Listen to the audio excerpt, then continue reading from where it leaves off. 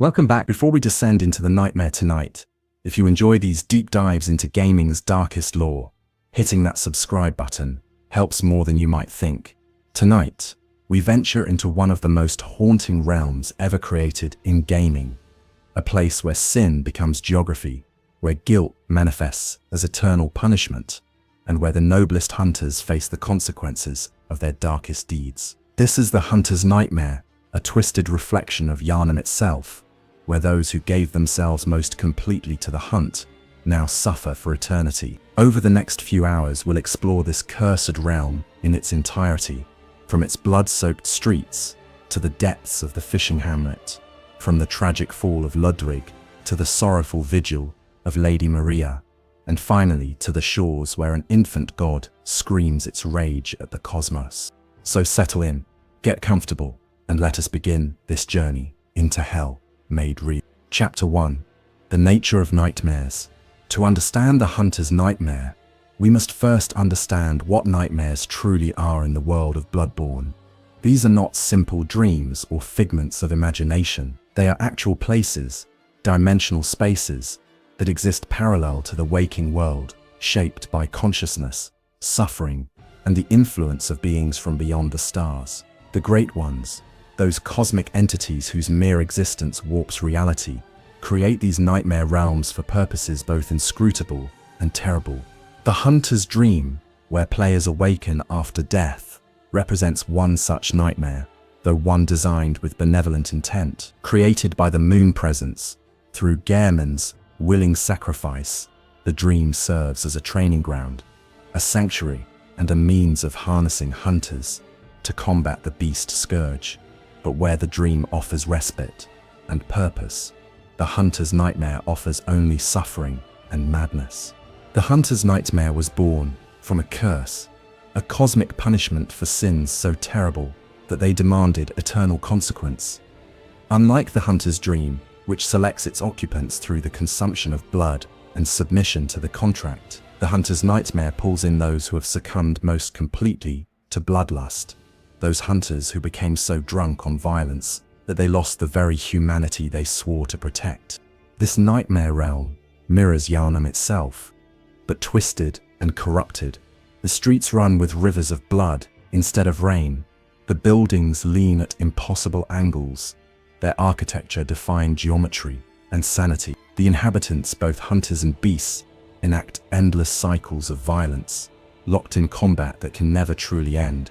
For death in a nightmare offers no release, only temporary respite, before the torment begins anew.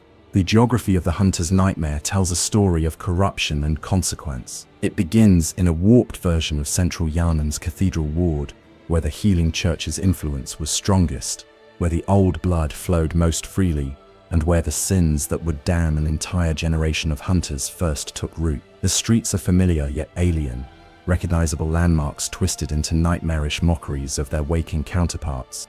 Blood flows everywhere in this realm, not the mere puddles and stains found in waking Yharnam, but actual rivers and streams of crimson that flow down the streets, pool in plazas, and cascade from buildings like waterfalls of sin. This blood is not symbolic. It is the accumulated guilt of every hunter who crossed the line from protector to monster. Every life taken not in defense, but in ecstasy, every boundary violated in the name of the hunt. The inhabitants of this nightmare exist in a state of perpetual torment. The beast patients, those unfortunate souls who succumbed to the scourge, attack with mindless ferocity, but their aggression stems not from animal instinct, but from an endless cycle of pain and rage. The hunters who stalk these streets, garbed in familiar attire, and wielding recognizable weapons, have lost all sense of purpose or honor. They kill not to protect, but because killing is all they remember how to do. The nightmare itself seems alive, aware of those who enter it. It responds to intrusion, shifting its architecture, spawning new horrors, and guiding trespassers toward encounters with the realm's most terrible inhabitants. This suggests that the curse which created the hunter's nightmare possesses its own form of consciousness, or perhaps serves as an extension of the entity that birthed it, a great one, whose grief and rage shaped this prison of eternal suffering. Time operates strangely within the hunter's nightmare. Those trapped within it experience their torment as endless and immediate. Yet from the perspective of the waking world, centuries may have passed since these hunters first became lost to bloodlust. The nightmare exists outside normal temporal flow, a pocket of eternity where the damned relive their worst moments forever, unable to change, unable to grow, unable to die in any meaningful sense. The curse that powers this realm draws its strength from multiple sources. The primary architect was Kos, or some say Cosm, a great one, whose corpse lies rotting on the shores of the fishing hamlet. Her death, and the circumstances surrounding it, generated such profound cosmic grief that it literally reshaped reality, creating this nightmare as a monument to maternal rage and sorrow. But the curse also feeds on the guilt of those trapped within it. Each hunter's shame and horror at what they have become serves as fuel for their torment, creating a self-perpetuating cycle where suffering generates more suffering. Yet the hunter's nightmare serves purposes beyond simple punishment. It acts as a quarantine, keeping the most dangerously blood-drunk hunters separate from the waking world, where they might do even more damage. It functions as a warning to those hunters who might otherwise cross similar lines, though few living hunters understand its true nature. And perhaps most importantly, it preserves the memory of the healing church's greatest sins, ensuring that the massacre at the fishing hamlet, the corruption of noble hunters, and the price of seeking cosmic power can never be truly forgotten. The architecture throughout the nightmare bears the mark of the healing church's influence. The grand cathedral that dominates the central area reflects the church's hubris and ambition. The medical facilities, hidden within, suggest the institution's willingness to conduct horrific experiments in pursuit of evolution. The workshops and armories speak to the militarization of a supposedly holy order. Every structure tells a story of good intentions corrupted by pride, curiosity, and hunger for power. Entering the hunter's nightmare requires specific circumstances. The primary method involves a mysterious item called the Eye of a Blood-drunk Hunter, which can only be obtained after defeating a particular boss in the waking world. This eye serves as a key, attuning its holder to the nightmare's frequency and allowing passage through the dimensional barrier. The eye itself is said to have belonged to one of the first hunters to succumb to bloodlust, making it a relic of damnation that resonates with the nightmare's curse. Simon the Harrowed, one of the few hunters to understand the nightmare's true nature and escape it, leaves clues throughout the realm for those brave or foolish enough to follow. His scattered messages paint a picture of a man driven by desperate need to understand what happened to his predecessors, what corrupted them, and how their fate might be avoided. Simon's research into the nightmare cost him dearly, but his insights prove invaluable to anyone seeking to navigate this hellish realm and perhaps even challenge its most powerful inhabitants. The hunter's nightmare exists as a warning written in blood and suffering, a testament to what happens when hunters lose themselves to the very darkness they swore to fight. It is a place where noble ideals rot into obsession, where protective instincts warp into sadism, and where the tools meant to save humanity become instruments of its destruction. And at the heart of this nightmare, in its deepest and darkest reaches, lie the sources of the curse itself, waiting to be discovered by those brave enough to descend into hell's lowest depths. Chapter 2. The Streets of Blood. The entry point to the hunter's nightmare presents itself as a warped reflection of Cathedral Ward, that central hub of the healing church's power in waking Yharnam. But from the moment a hunter steps through the veil between worlds, the differences become horrifyingly apparent. The grand plaza that once welcomed pilgrims seeking healing now serves as an abattoir, its stones permanently stained with centuries of accumulated blood. The first sight that greets new arrivals is often the same: a massive beast, larger than any found in the waking world, feasting on a pile of corpses in the middle of the plaza. This creature, which players would recognize as a scourge beast, moves with sluggish determination, its attention fixed on its grisly meal. It seems almost oblivious to intrusion, at least initially, as if the act of consuming the dead has become so routine that nothing else registers as important. But this apparent indifference masks a terrible truth. The beast is not simply feeding. It is caught in an eternal cycle of hunger that can never be satisfied. The corpses it consumes regenerate endlessly, and its appetite remains forever unsated. This is the nature of torment in the hunter's nightmare. Even the beasts trapped here suffer, in their own way, locked into behaviors that offer no satisfaction, no resolution, only endless repetition. The hunters who patrol these nightmare streets present an even more disturbing sight. They wear familiar attire, the leather coats and wide-brimmed hats of their profession, their weapons showing clear lineage to those used by active hunters in the waking world. But their behavior betrays the loss of everything that once made them protectors of humanity. They attack on sight with a ferocity that exceeds even the beasts they once hunted. Their movements show skill and training. These are not mindless revenants, but former masters of their craft, now enslaved to bloodlust. These nightmare hunters wield weapons that tell stories of their former lives. Church servants carry their traditional axes and spears, the same tools used to maintain order during blood ministration rituals. Powder kegs hunters shoulder their massive rifles and cannon weapons, instruments designed to destroy the largest and most dangerous beasts. Executioners grip their massive wheels and hammers, weapons created specifically to punish those who violated church doctrine. Each hunter's choice of weapon reflects their original role and allegiance, frozen forever in the moment of their corruption. The combat techniques displayed by these nightmare hunters reveal both their former excellence and their current degradation. They fight with consummate skill, their timing and spacing demonstrating years of training and experience. But there is no restraint, no measured application of force, no mercy. Every attack is delivered with lethal intent, every opening exploited with savage efficiency. The discipline that once separated skilled hunters from common thugs has been stripped away, leaving only the capacity for violence. The streets themselves seem designed to facilitate endless conflict. The narrow alleyways force confrontation, eliminating the possibility of evasion or retreat.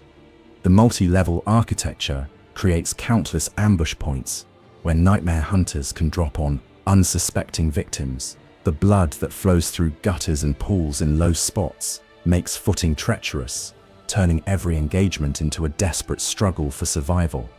The nightmare's architecture serves the curse's purpose, ensuring that violence never ceases. Scattered throughout these bloody streets are items and weapons that speak to the nightmare's history. Blood vials and quicksilver bullets lie in abundance, as if the nightmare itself ensures that combat never needs to pause for lack of supplies. Weapons that were once prized possessions of legendary hunters can be found abandoned or clutched in the hands of corpses. Notes scrawled by those trapped in the nightmare offer fragments of insight into their mental states, ranging from coherent warnings to mad ravings. The buildings lining the streets stand as monuments to the healing church's former glory and current corruption. Grand cathedrals with their spires reaching toward an invisible sky, medical facilities where blood ministration was perfected and perverted, workshops where weapons were forged for noble purposes and later turned to atrocity, libraries filled with forbidden knowledge that drove scholars to madness. Each structure tells part of the story of how Yharnam's salvation became its damnation. The verticality of the nightmare streets creates a sense of disorientation that compounds the horror. Staircases lead in impossible directions, sometimes ascending only to emerge below where they started. Bridges span chasms filled with writhing shadows and incomprehensible movement. Elevators and ladders connect to areas in ways that defy spatial logic. This architectural impossibility serves as a constant reminder that this place exists outside normal reality, shaped by consciousness and curse rather than physical law. The blood that flows through these nightmare streets deserves special attention, for it is not merely scenery but an active element of the curse. This blood carries memories and consciousness, the accumulated guilt and horror of every hunter who contributed to the atrocities that necessitated this punishment. Touching it, wading through it, or even standing near it can trigger flashes of memory, brief glimpses into the minds of the damned. Some hunters report hearing whispers in the blood, voices of victims crying out for justice or mercy that will never come. The beast patients that populate the nightmare streets exist in a state more pitiable than their hunters. Where hunters retain their skills and training, the beast patients have lost everything that made them human except their suffering. They lash out at anything that moves, driven by pain and confusion rather than malice. Their transformation into beasts was not their choice. They were victims of the old blood's corruption, and their presence in the nightmare suggests that cosmic justice can be cruelly indiscriminate. Among the common enemies stalking these streets, certain individuals stand out as particularly tragic. Some nightmare hunters display behavior that suggest fragments of their former selves remain intact. They might hesitate before attacking, as if struggling against the compulsion that drives them. Others seem to recognize familiar faces or weapons, showing confusion or distress before bloodlust overwhelms them again. These moments of almost recognition make their condition more terrible, revealing that somewhere beneath the curse, the original person still exists, but cannot escape or assert control. The nightmare's day-night cycle, or rather its complete absence, contributes to the oppressive atmosphere. The sky above the streets burns with a sickly orange glow, neither day nor night, but something else entirely, a permanent twilight that cast everything in shades of rust and dried blood. This unchanging light eliminates any sense of time passing, any hope that dawn might bring relief or reset. The nightmare exists in eternal evening, frozen at the hour when hunters would traditionally begin their patrols, forever locked in the beginning of the hunt that never ends.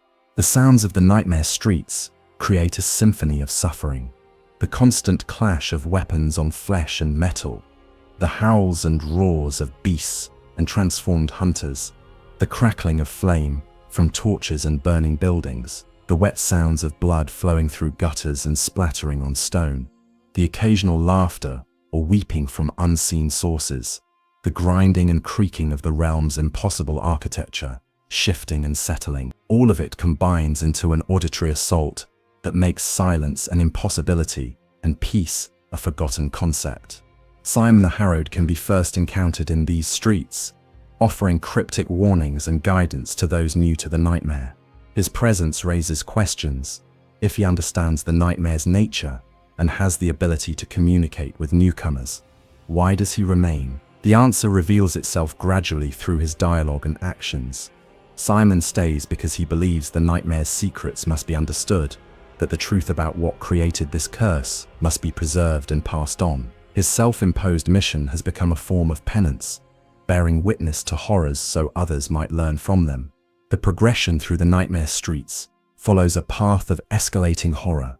The initial plaza, while terrible, represents merely the surface level of the nightmare's depth. As one pushes deeper, the architecture becomes more distorted, the enemies more powerful and numerous, the blood flows more freely. This gradual intensification serves both practical and symbolic purposes. Practically, it ensures that only truly capable hunters can reach the nightmare's deepest secrets. Symbolically, it mirrors the progression of corruption that led the original inhabitants to their current state. Certain locations within the nightmare streets stand out as particularly significant. The grand cathedral that looms over everything represents the apex of the healing church's earthly power and the beginning of its cosmic ambitions. The medical facilities, hidden behind locked doors and false walls, speak to experiments too horrible to conduct in public view. The workshops where legendary weapons were forged now produce only corrupted versions of their former masterpieces. Each location adds another layer to the narrative of how noble institutions can become engines of horror. The transition from the nightmare streets to the next area is marked by a massive gate, ornate and imposing, bearing symbols of the healing church's authority. This gate stands partially open, as if inviting further descent. Beyond it lies a path that leads toward the nightmare's next layer, moving from the familiar horror of corrupted Yharnam towards something stranger and more primal. The gate serves as both literal and symbolic threshold. a point of no return for those seeking the nightmare's deepest truth. The nightmare streets ultimately serve as introduction and filter. They teach newcomers the fundamental truth that death here carries different meaning, that normal rules of combat and survival no longer fully apply. They demonstrate the curse's power through the degradation of hunters who were once among humanity's finest defenders, and they establish the narrative that will unfold as one descends deeper, a story of corruption, atrocity, and cosmic retribution that stretches back to the very founding of the healing church and its pursuit of evolution through the old blood. Chapter 3: Ludwig the Accursed. In the depths beneath the nightmare streets, past the grand cathedral and down a long, dark corridor lined with corpses, there exists a chamber that embodies the very essence of tragic corruption. This underground cavern, filled with the dead and dying, serves as both prison and throne room for what was once Yharnam's greatest hero and has become its most pitiable monster, Ludwig the Accursed. Ludwig's story begins long before his presence in the nightmare, in the early days of the healing church, when the organization still believed it could use the old blood to elevate humanity. He was among the first to take up arms in defense of Yharnam, not as a common thug or mercenary, but as a true believer in the church's mission. Where others saw the hunt as duty or necessity, Ludwig saw it as sacred. Calling, he believed with an intensity that bordered on zealotry that hunters could be more than killers. They could be holy warriors, bringing light to the darkness. This idealism drove Ludwig to extraordinary achievements. He founded the Healing Church Workshop, an institution dedicated to creating weapons and training hunters according to principles of honor and nobility. He developed new fighting techniques that combined elegance with efficiency, transforming brutal butchery into something approaching art. He personally trained entire generations of hunters, instilling in them not just skills but values, teaching them to see themselves as protectors rather than merely predators. Ludwig's signature weapon, the Holy Moonlight Sword, represented both his greatest triumph and the beginning of his downfall. This blade was not of earthly origin, but a gift, or perhaps loan, from the cosmic powers that the healing church sought to understand and harness. The sword channeled energies from beyond the stars, granting its wielder power, far exceeding normal human limitations. With this weapon, Ludwig became unstoppable, a one-man bulwark against the growing beast scourge. But the Holy Moonlight Sword demanded a price for its power. Each time Ludwig wielded it, he opened himself to cosmic influence, allowing alien consciousness to seep into his mind. At first, these intrusions seemed benign, even beneficial. The sword guided his strikes, anticipated enemy movements, granted insights into the nature of beasts and how to combat them. Ludwig interpreted this guidance as divine inspiration, proof that his mission had cosmic blessing. The gradual nature of Ludwig's corruption makes his story all the more tragic. There was no single moment of fall, no dramatic betrayal or sudden transformation. Instead, his decline happened incrementally, each compromise so small that it seemed justified, each boundary crossed so gradually that he barely noticed. The sword's guidance became more insistent, its influence more pervasive. Ludwig found himself acting on instincts he didn't fully understand, making decisions that his rational mind would have questioned. His fighting style began to change, becoming more aggressive, more focused on overwhelming force than measured response. Where he once fought with precision and restraint, he started to rely on savage assault, trusting the sword to guide him through battles that would have killed a more cautious warrior. His students noticed the change, though few dared comment on it. Ludwig's effectiveness as a hunter had never been greater. His kill count of beasts had become legendary. If his methods had become somewhat more brutal, well, desperate times demanded harsh measures. The transformation of Ludwig's body followed the corruption of his mind. The old blood that flowed through him, combined with the cosmic energies channeled through the Holy Moonlight Sword, began to warp his physical form. At first, the changes were subtle: increased strength and endurance, minor alterations to his sensory perception. But the transformation accelerated over time, following the inexorable logic of the curse that would eventually consume him. His students and colleagues watched with growing horror as their teacher and leader gradually lost his humanity. Ludwig's conversations became harder to follow, filled with references to guidance and whispers that only he could hear. His movements took on an inhuman quality, too quick and too powerful to be merely human. His eyes, once bright with idealistic fervor, developed an unsettling gleam that suggested consciousness not entirely his own. The final stages of Ludwig's transformation into a beast occurred gradually, over months or perhaps years. His body swelled and warped, muscles bulging grotesquely, his spine curving and extending, his face elongated into something equine, earning him the mocking title, Ludwig the Horse, from those cruel enough to comment on his degradation. His hands became clawed, his legs reversed their joints to become more suited for quadrupedal movement. Through it all, he remained conscious, aware of what was happening, but unable to stop it. What makes Ludwig's fate particularly cruel is that he retained fragments of his original purpose, even as his body and mind disintegrated.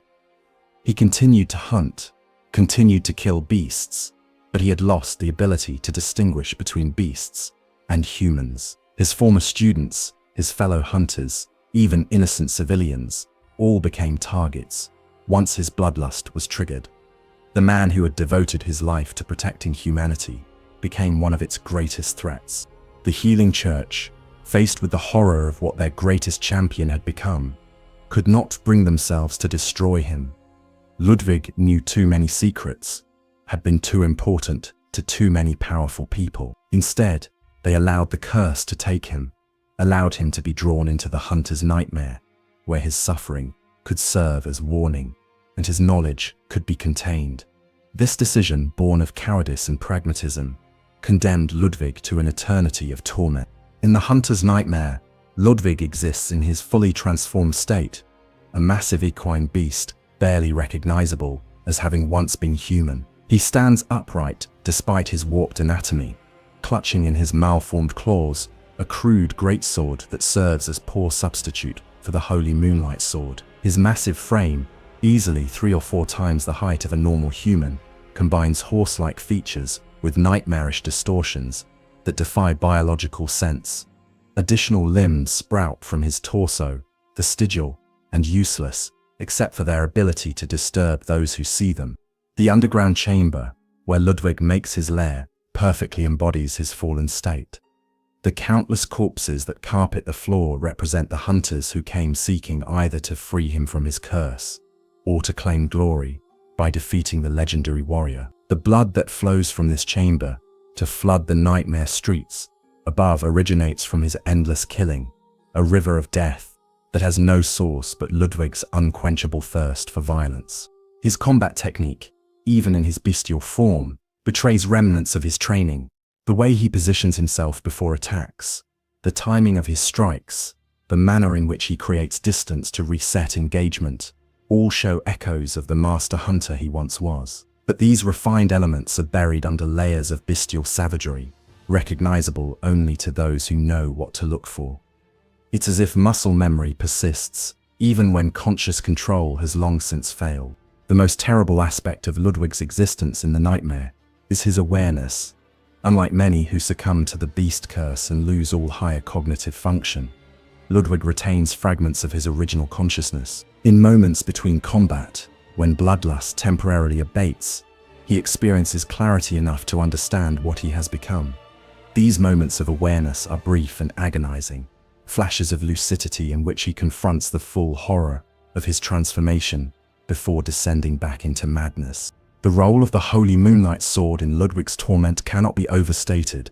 Even separated from him in the nightmare, the weapon maintains a connection to his consciousness.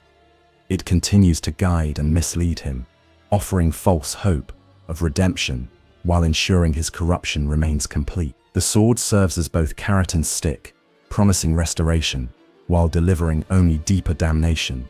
Those who encounter Ludwig in the nightmare face a battle that is as much tragic as it is terrifying. His attacks come with devastating force, combining the raw power of his transformed body with the skill that made him legendary. He charges with frightening speed despite his massive bulk, crashes down with crushing force, releases waves of arcane energy that sear flesh and soul. Fighting him requires confronting not just a powerful enemy, but the knowledge of who and what he once was. The transition that occurs mid-battle with Ludwig represents one of gaming's most powerful narrative moments, delivered through gameplay. At the point where his physical form can no longer sustain the damage being inflicted, something shifts. The holy moonlight sword, which has remained hidden throughout the initial encounter, manifests. Ludwig grasps it, and the weapon's cosmic power floods through him, temporarily restoring fragments of his human consciousness and combat ability. In this second phase of combat, Ludwig stands more upright, moves with greater coordination, and wields the holy moonlight sword with devastating proficiency. The change is both inspiring and heartbreaking. Inspiring because it demonstrates that some part of the noble hunter still exists within the corrupted beast. Heartbreaking because this restoration is temporary and incomplete, merely another layer of torment in his eternal suffering. He fights with purpose and skill, but that purpose is twisted, that skill turned toward destruction rather than protection. The cosmic energy channeled through the holy moonlight sword during this phase creates spectacular and deadly effects. Beams of pale light slash through the air, explosion of energy detonate around Ludwig's position. The very space around him warps and distorts from the power being unleashed. These effects are not mere spectacle but narrative elements, visual representation of the cosmic forces that have corrupted him and the price of wielding power from beyond the stars. Chapter 4: The Holy Moonlight Sword. When Ludwig finally falls, when his massive transformed body crashes to the blood-soaked floor of his underground chamber and lies still, something remarkable occurs. His body shifts one final time, not into full human form but into something closer to it, as if the removal of immediate threat allows what remains of his humanity to briefly surface. His equine features soften slightly, his posture becomes less bestial, and most importantly, his consciousness stabilizes enough for genuine communication. This moment represents the culmination of Simon the Harrod's quest, and provides crucial insight into the nature of Ludwig's corruption. If the player speaks with Ludwig in this state, having followed Simon's guidance throughout the nightmare, they trigger one of Bloodborne's most profound character moments. Ludwig, granted temporary clarity by his defeat and the proximity to his trusted weapon, can finally articulate the experience of his long suffering. His dialogue reveals the depth of his tragedy.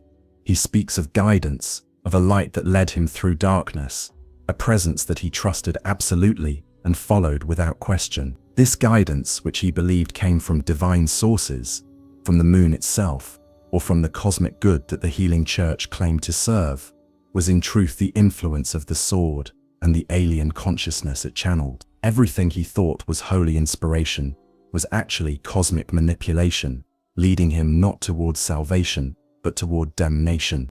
Ludwig's questions in this moment cut to the heart of his character. He asks about the state of his church hunters, the students he trained, and the institution he helped build. He wants to know if his legacy survived, if the values he tried to instill in others persisted after his fall. The answer the player can give him, through gesture or statement, determines his final emotional state as consciousness fades. Tell him his hunters carry on with honor, and he dies at peace, believing his suffering served a purpose. Tell him the truth, that his church hunters became monsters like himself, and he dies in despair, understanding that everything he sacrificed was for nothing. The Holy Moonlight Sword itself becomes available to the player after Ludwig's final defeat, passed on through Simon, or simply claimed from the corpse. This weapon carries with it all the history and horror of Ludwig's story. It is not merely a tool, but an artifact of cosmic significance, a physical conduit for powers that humans were never meant to wield. Its description and properties tell their own story about the price of seeking strength from questionable sources. The sword's origins trace back to experiments conducted by the healing church in their early attempts to commune with the Great Ones. Scholars and clerics, drunk on the possibility offered by the old blood and the insights gained from exploring the Thimeran labyrinths, sought direct contact with cosmic intelligence. They performed rituals, made prayers and offerings, opened themselves to influence from beyond the veil of normal reality. The Holy Moonlight Sword was one result of these experiments, a weapon that bridged the gap between physical and cosmic, between matter and consciousness. The blade itself appears to be forged from some substance that is not entirely material. It possesses weight and solidity when held, but it also emits light, not reflected from external sources, but generated from within. This internal luminescence suggests that the sword is not simply an object, but a living thing, or at least something that possesses consciousness and will of its own. The cosmic energy it channels becomes visible when the weapon is activated, surrounding the blade in pale blue-white light that seems to devour darkness, while simultaneously emanating cold indifference. The power granted by the Holy Moonlight Sword comes at a cost that goes beyond the simple blood requirement for its special attacks.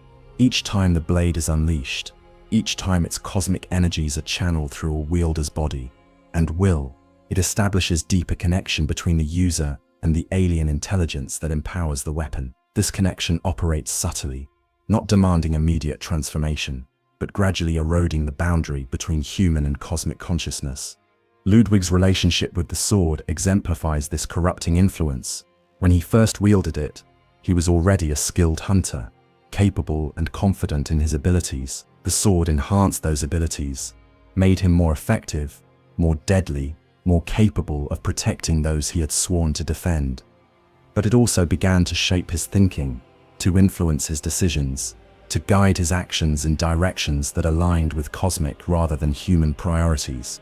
The guidance Ludwig speaks of was real, not delusion or metaphor, but actual communication from the intelligence inhabiting or connected to the sword. This entity, whether an actual great one or something else, had its own agenda, purposes that transcended human morality and understanding. It used Ludwig as a tool, shaping him over time into something more useful to its needs, something more compatible with its nature. His transformation from human to beast represented not failure, but success. From the sword's perspective, he became more powerful, more durable, more able to survive and continue wielding cosmic force. The question of whether the Holy Moonlight Sword is inherently evil or simply indifferent represents one of Bloodborne's central themes. The weapon does not hate humanity or seek actively to corrupt those who use it. Rather, it operates according to principles completely alien to human values.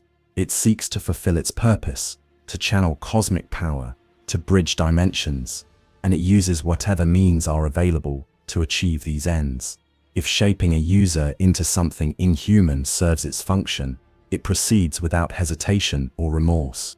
The sword's appearance in multiple FromSoftware games, including the Dark Souls series and Demon's Souls, suggests that it exists across multiple realities or timelines, a singular artifact that appears wherever cosmic and mortal realms intersect. This multiversal nature elevates it beyond mere weapon to become a symbol, a representation of the price that comes with seeking power from beyond mortal ken. In every world where it appears, it brings both great capability and terrible cost. In gameplay terms, the Holy Moonlight Sword rewards players who understand its nature and use it appropriately. Its physical damage output is respectable, but not exceptional, encouraging users to rely on its cosmic energy attack. These special moves, which cost health to activate, create waves and beams of pale light that deal massive damage at range. The health cost for these attacks is not coincidental, but thematically appropriate. Each use literally consuming part of the wielder's life force to channel cosmic power. The build requirements for effective use of the Holy Moonlight Sword reveal its hybrid nature. It scales with both physical stats and arcane, demanding investment in multiple attributes to unlock its full potential. This split scaling ensures that only hunters willing to walk the line between martial and cosmic, between human and transcendent, can truly master the weapon. It cannot be effectively used by pure strength builds or pure arcane builds, requiring instead a balanced approach that mirrors Ludwig's own path. The weapon's special property, the ability to imbue its blade with cosmic energy that persists for multiple attacks after activation, creates a fighting style that alternates between normal physical strikes and empowered cosmic slashes. This alternation mirrors the duality of Ludwig's existence, the constant shift between human restraint and cosmic savagery, between the person he was and the monster he became. Mastering this rhythm requires understanding both aspects and knowing when to embrace each. The Holy Moonlight Sword's place in Bloodborne's larger narrative extends beyond Ludwig's personal tragedy. It represents the Healing Church's ambitions and failures, their desire to harness cosmic power for earthly purposes, and their inability to control what they unleashed. It embodies the central warning that permeates the entire game, that seeking knowledge and power from sources beyond human understanding inevitably leads to transformation and potentially damnation. Those who claim the Holy Moonlight Sword from Ludwig's corpse must decide how to interpret its history and what relationship to establish with it. Will they see it as merely a powerful weapon, a tool to be used without deeper consideration, or will they recognize it as a test, a challenge to see if they can wield cosmic power without succumbing to cosmic corruption? The game does not judge this choice, but it invites players to reflect on what it means to follow in Ludwig's footsteps, to grasp the same weapon that led him to ruin, and to believe that they can succeed where he failed.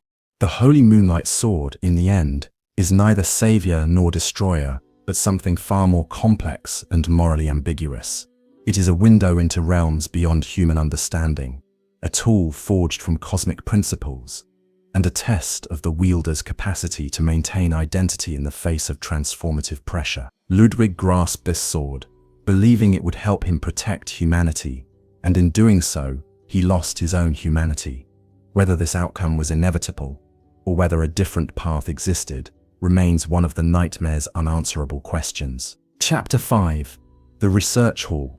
Ascending from Ludwig's chamber, following the path deeper into the hunter's nightmare, hunters eventually reach one of the realm's most disturbing locations, the Research Hall. This massive building, connected to the corrupted cathedral ward by a cloister, stands as a monument to the Healing Church's attempts to force human evolution through experimentation and blood manipulation. If Ludwig's story represents the corruption of a warrior's ideals, the Research Hall represents the corruption of medical science and scholarly pursuit.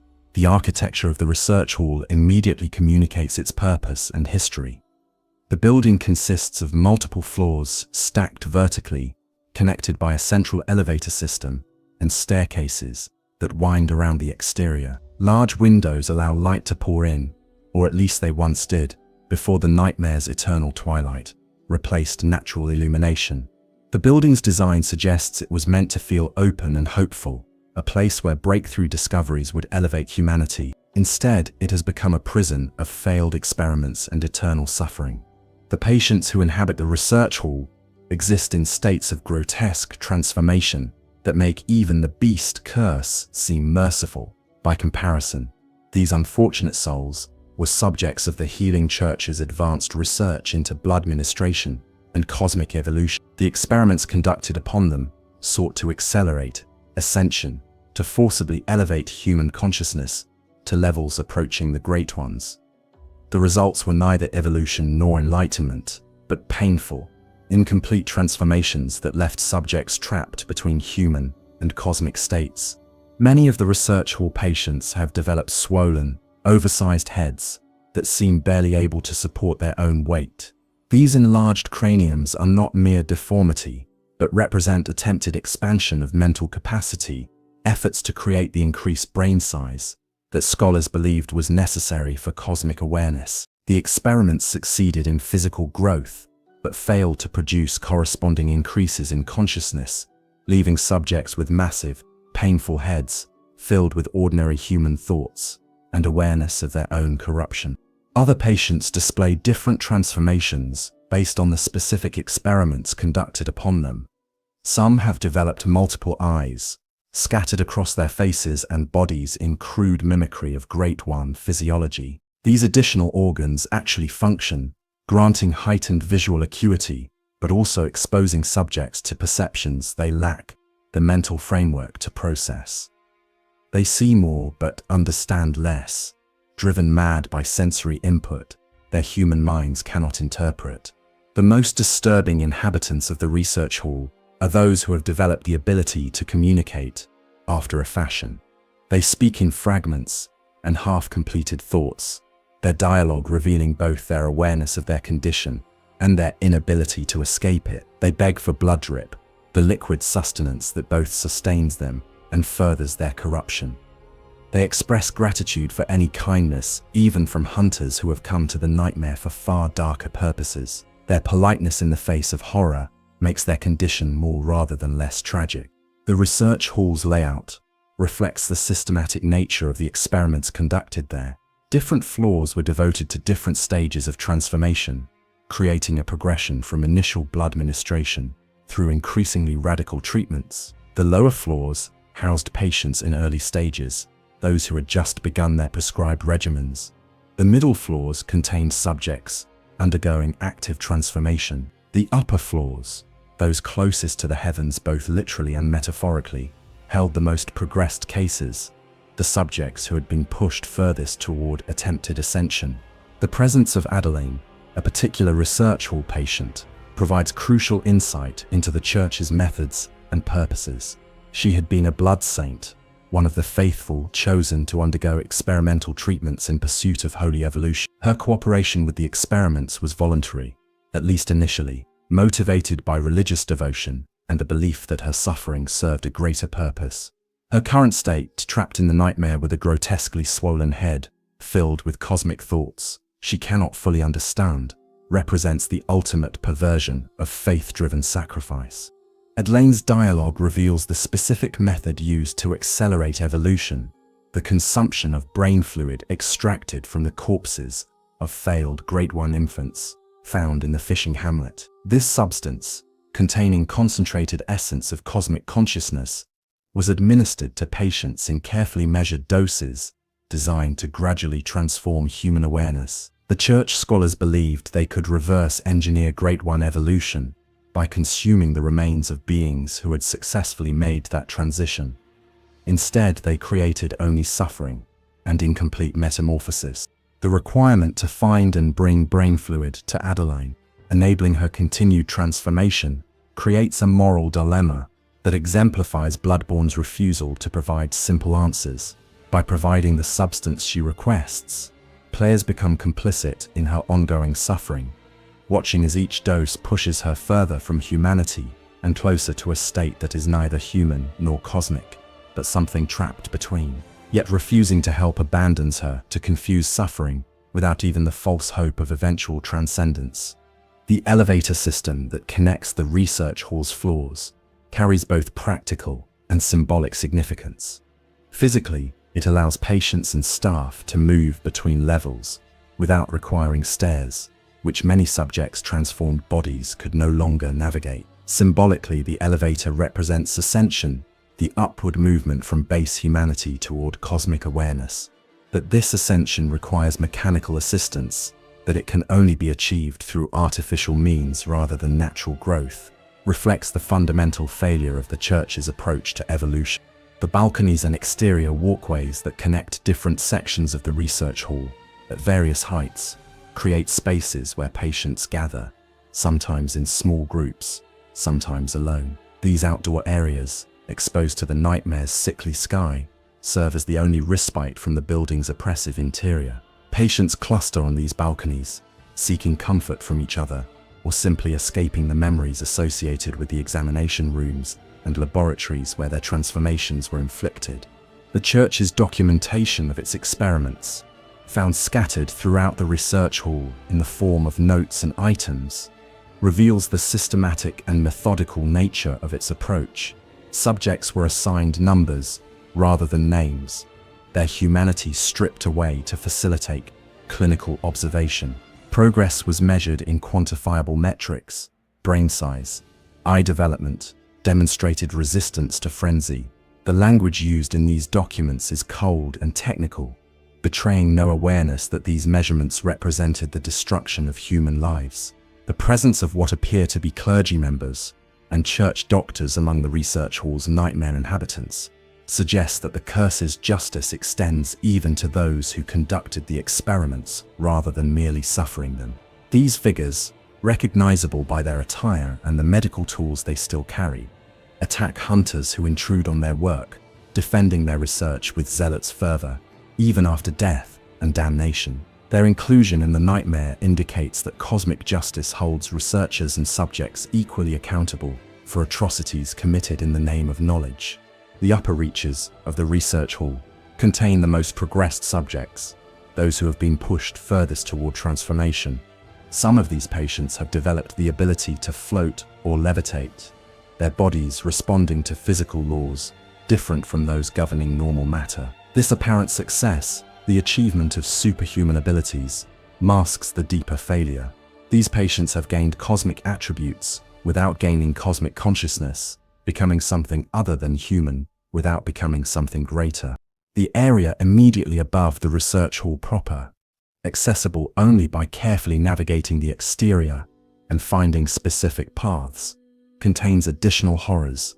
Here, failed experiments have been discarded, left to die in spaces hidden from casual observation. The presence of these disposal areas reveals the scale of the church's operations and the casual cruelty with which it treated those subjects who failed to produce useful results. Bodies pile in corners, some partially consumed by scavengers, others left to rot, forgotten.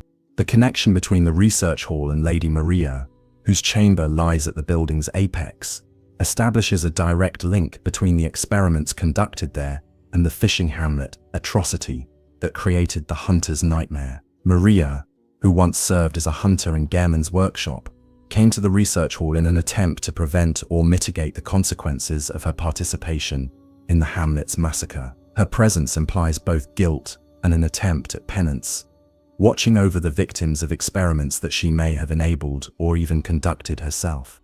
The research hall ultimately represents the healing church's transformation from medical institution to engine of horror through the corruption of its most fundamental purpose.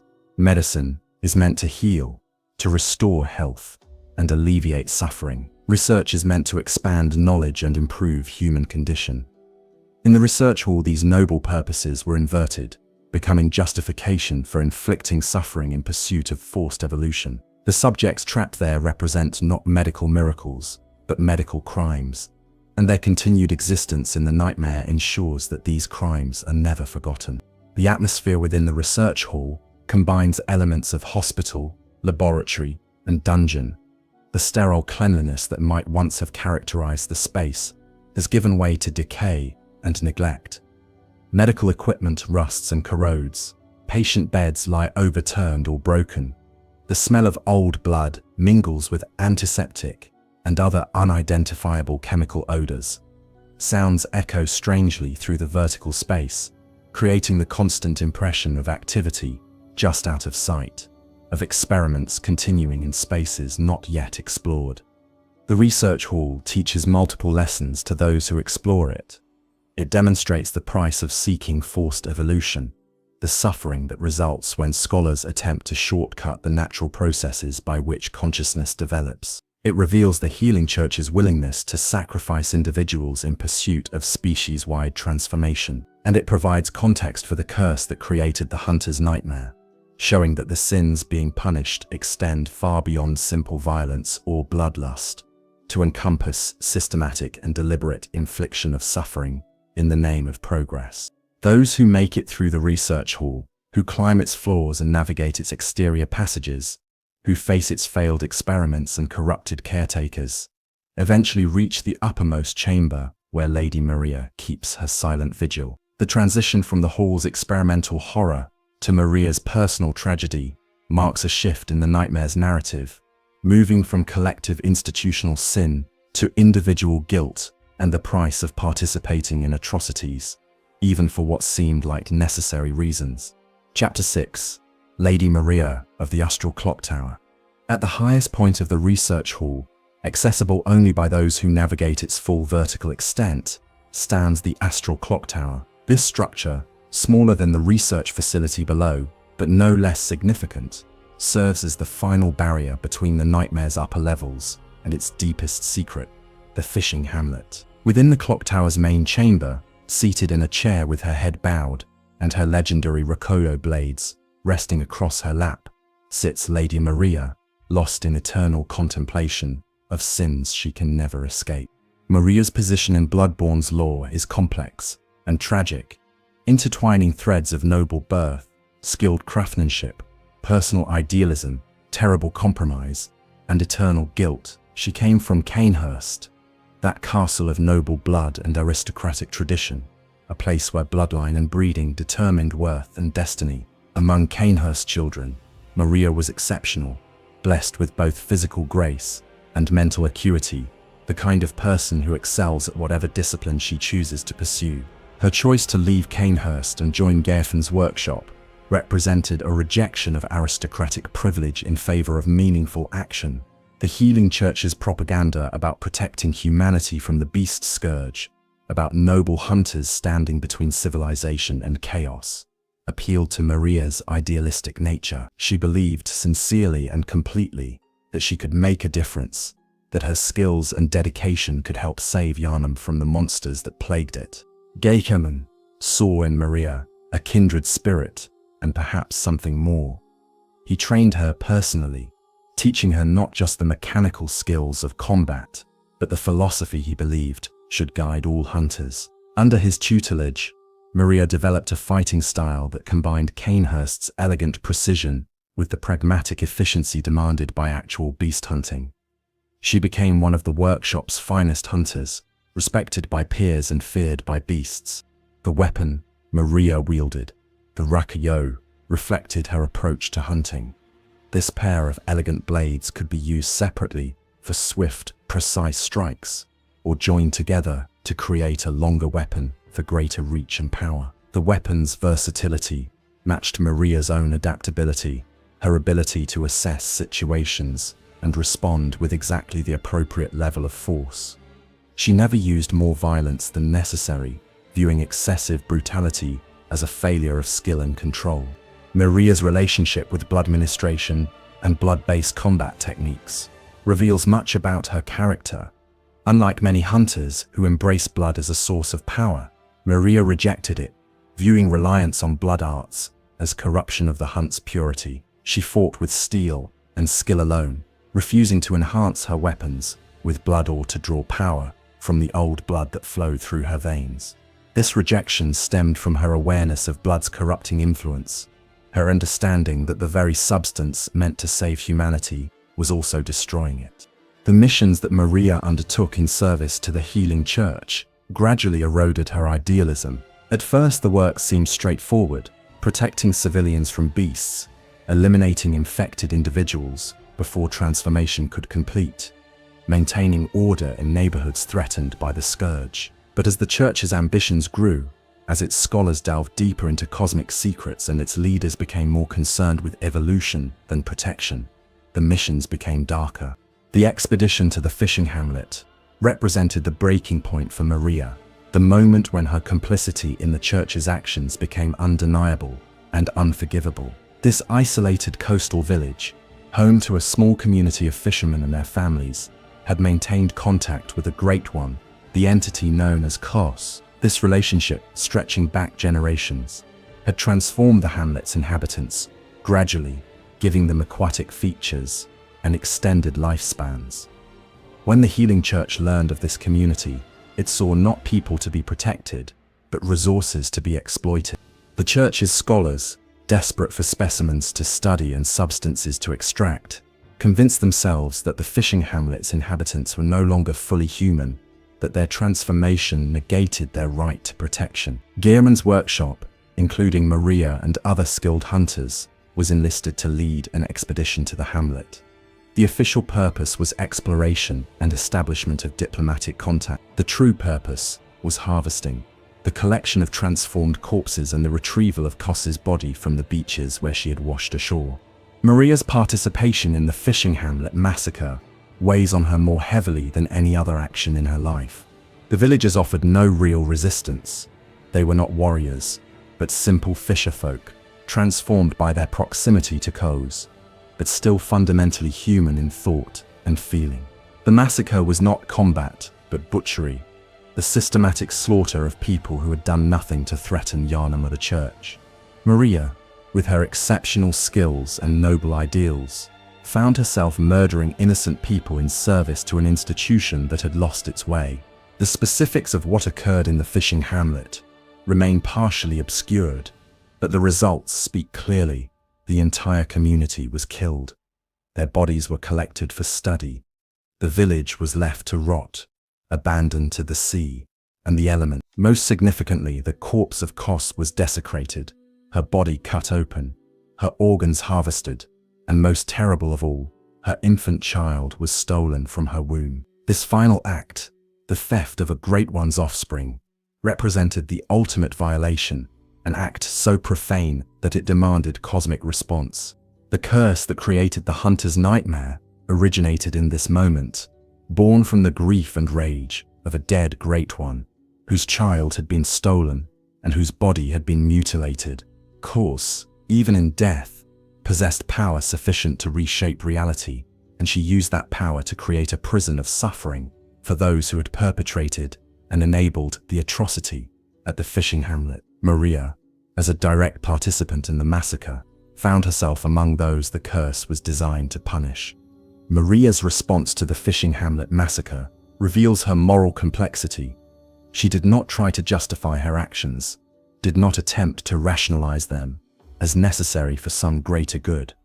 Instead, she recognized them as unforgivable crimes, violations of everything she had claimed to stand for. The realization that she had become the very thing she had sought to fight, a predator victimizing the innocent, destroyed her psychologically in ways that no physical threat ever could. Her first action upon returning from the hamlet was to discard her beloved rakoyo, throwing the weapon into a well, as if by disposing of the tool she could somehow cleanse herself of the blood on her hands. This gesture, futile though it was, represented her rejection of the hunter's path and everything it had come to represent. She refused to ever hunt again, refused to raise a weapon in the church's service, refused to participate in the continuing exploitation of blood and cosmic power. Maria's self-imposed exile led her to the research hall, where she took up a position watching over the patients who had been subjected to the church's experimental treatments. Whether this was actual penance or simply the least terrible option available to her remains unclear. What is certain is that she spent her remaining years surrounded by victims of the same institution she had served, constant reminders of the church's capacity for cruelty and her own complicity in its crimes. The exact circumstances of Maria's death in the waking world remain ambiguous. Some evidence suggests suicide, that she took her own life, unable to bear the weight of her guilt. Other interpretations suggest she may have died protecting the research hall patients from some threat. Regardless of how her physical life ended, her consciousness was drawn into the hunter's nightmare, where the curse ensured she would confront her sins eternally.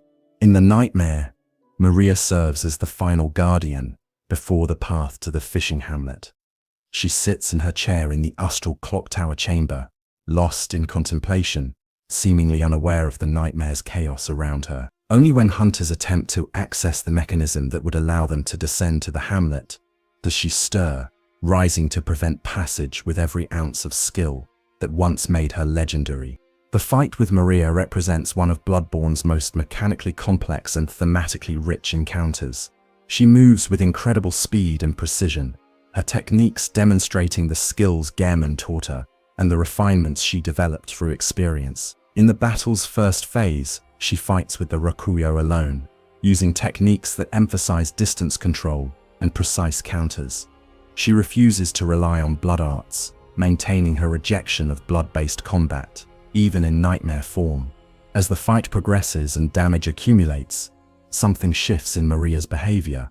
The restraint she has maintained for so long begins to crack. Blood, which she rejected in life, begins to seep from her weapons, either drawn from her own spectral form or simply manifesting from the nightmare itself. This blood ignites into flame, transforming her graceful techniques into devastating infernos of burning guilt and rage. The The visual spectacle is stunning, but the narrative implication is devastating. Even in death, even serving penance in hell itself, Maria cannot escape the blood that corrupted everything she stood for. The final phase of Maria's battle pushes this blood corruption to its ultimate extreme. The flames intensify, her movements become more desperate and aggressive.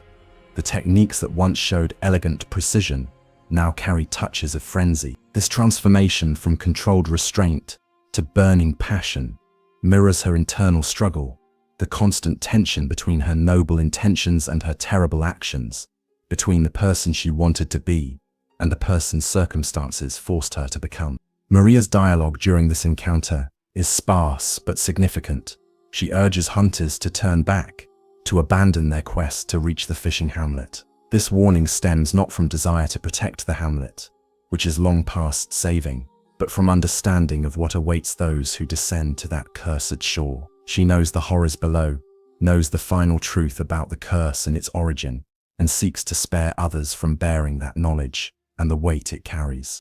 Her final words, delivered upon defeat, speak to her eternal role in the nightmare.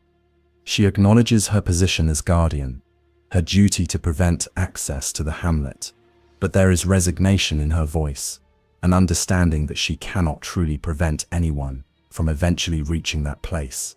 Her defeat is inevitable, built into the structure of the curse itself. She can delay hunters, test them, ensure only the most capable reach the hamlet's shores, but she cannot stop the truth from being discovered.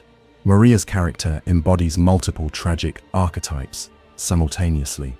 She is the noble warrior, corrupted by association with corrupt institutions. She is the idealist confronted with reality that shatters her ideals. She is the person who compromised her values for what seemed like good reasons and found those compromises unforgivable.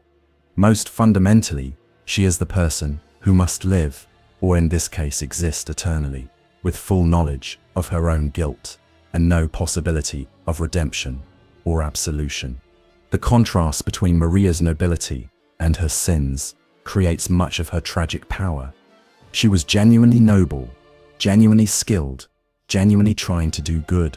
Her fall came not from weakness or malice, but from loyalty to an institution that used her ideals to manipulate her into atrocity.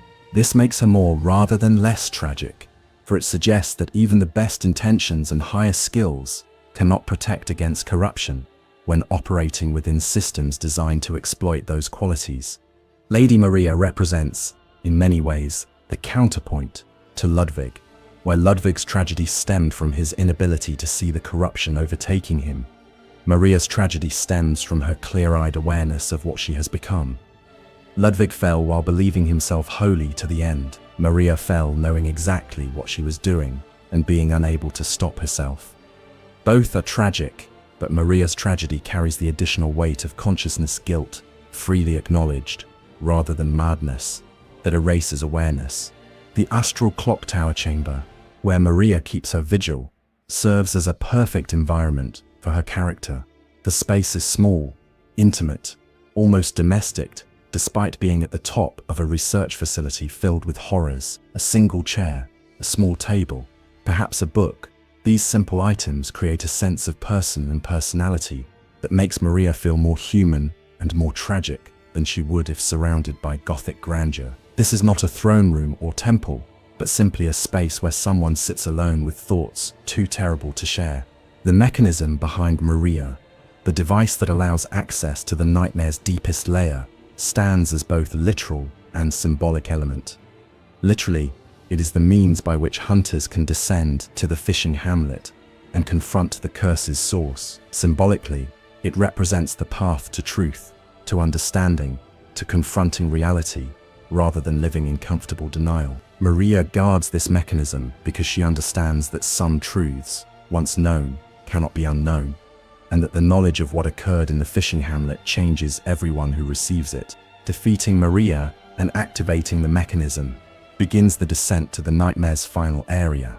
As hunters step into the device and allow it to lower them through the clock tower's base and beyond, they leave behind Maria's tragedy, for something even darker. They move from personal sin, terrible though it was, to confronting the cosmic consequences of that sin, the literal hell that human cruelty created, and the infant God whose rage and grief power the curse that damns all hunters who lost themselves to bloodlust. Chapter 7. The Descent to Reckoning. The mechanism behind Lady Maria's vigil in the astral clock tower is not merely a convenient means of transportation between nightmare layers. It is a deliberate creation, a device designed to allow passage between the realms, while maintaining separation that prevents casual crossing. Its activation, possible only after Maria's defeat or acquiescence, begins a descent that is as much metaphorical as physical. A journey from the relatively comprehensible horrors of corrupted Yharnam towards something more primal and more terrible. The descent itself takes time, long enough for the hunter to understand this is no simple elevator ride, but a transition between states of reality. The mechanism moves smoothly, but inexorably downward, carrying its passenger through spaces that seem to exist outside normal geometry. The walls visible through the mechanism's cage shift and blur, suggesting passage through dimensional membranes that separate different aspects of the nightmare from one another. This journey through transitional space serves as both breather after the intensity of the Maria fight and preparation for what lies ahead. As the descent continues, the environment visible beyond the mechanism begins to change in fundamental ways. The Gothic architecture of Yharnam and the research hall gives way to something more organic, more ancient. Stone construction gives way to wooden structures weathered by time and salt spray. The omnipresent blood of the nightmare streets fades, replaced by different fluids, seawater, rain, and eventually the strange translucent substances that characterize spaces touched by certain types of cosmic influence. The transition zone between the research hall and the fishing hamlet proper contains its own unique horrors. Writhing plant life, corrupted beyond any natural species, covers the surfaces and fills the spaces. These growths pulse with unnatural rhythms, suggesting life, but life according to principles alien to terrestrial biology. Their presence marks the increasing proximity to Kose's influence, the gradual submission of normal reality to cosmic will. When the mechanism finally halts and opens, hunters step out into a cavern system that serves as transition between nightmare layers. These caves possess their own distinct atmosphere, darker and more claustrophobic than the nightmare streets above, but also strangely quiet. The constant sounds of combat and suffering that characterize the upper nightmare are absent here, replaced by the drip of water, the crash of distant waves, and sounds that may be wind, but may be something else, something breathing in the darkness. The path through these transitional caves is not straightforward, but requires navigation of narrow passages, careful descents down treacherous slopes, and moments where solid ground gives way to unstable surfaces or hidden drops. This difficulty serves multiple purposes. Practically, it ensures that only capable hunters reach the fishing hamlet. Narratively, it emphasizes the barrier nature of this space, the separation between the nightmare's general population and its most specific, most terrible secret. The inhabitants of these caves represent another category of nightmare victim.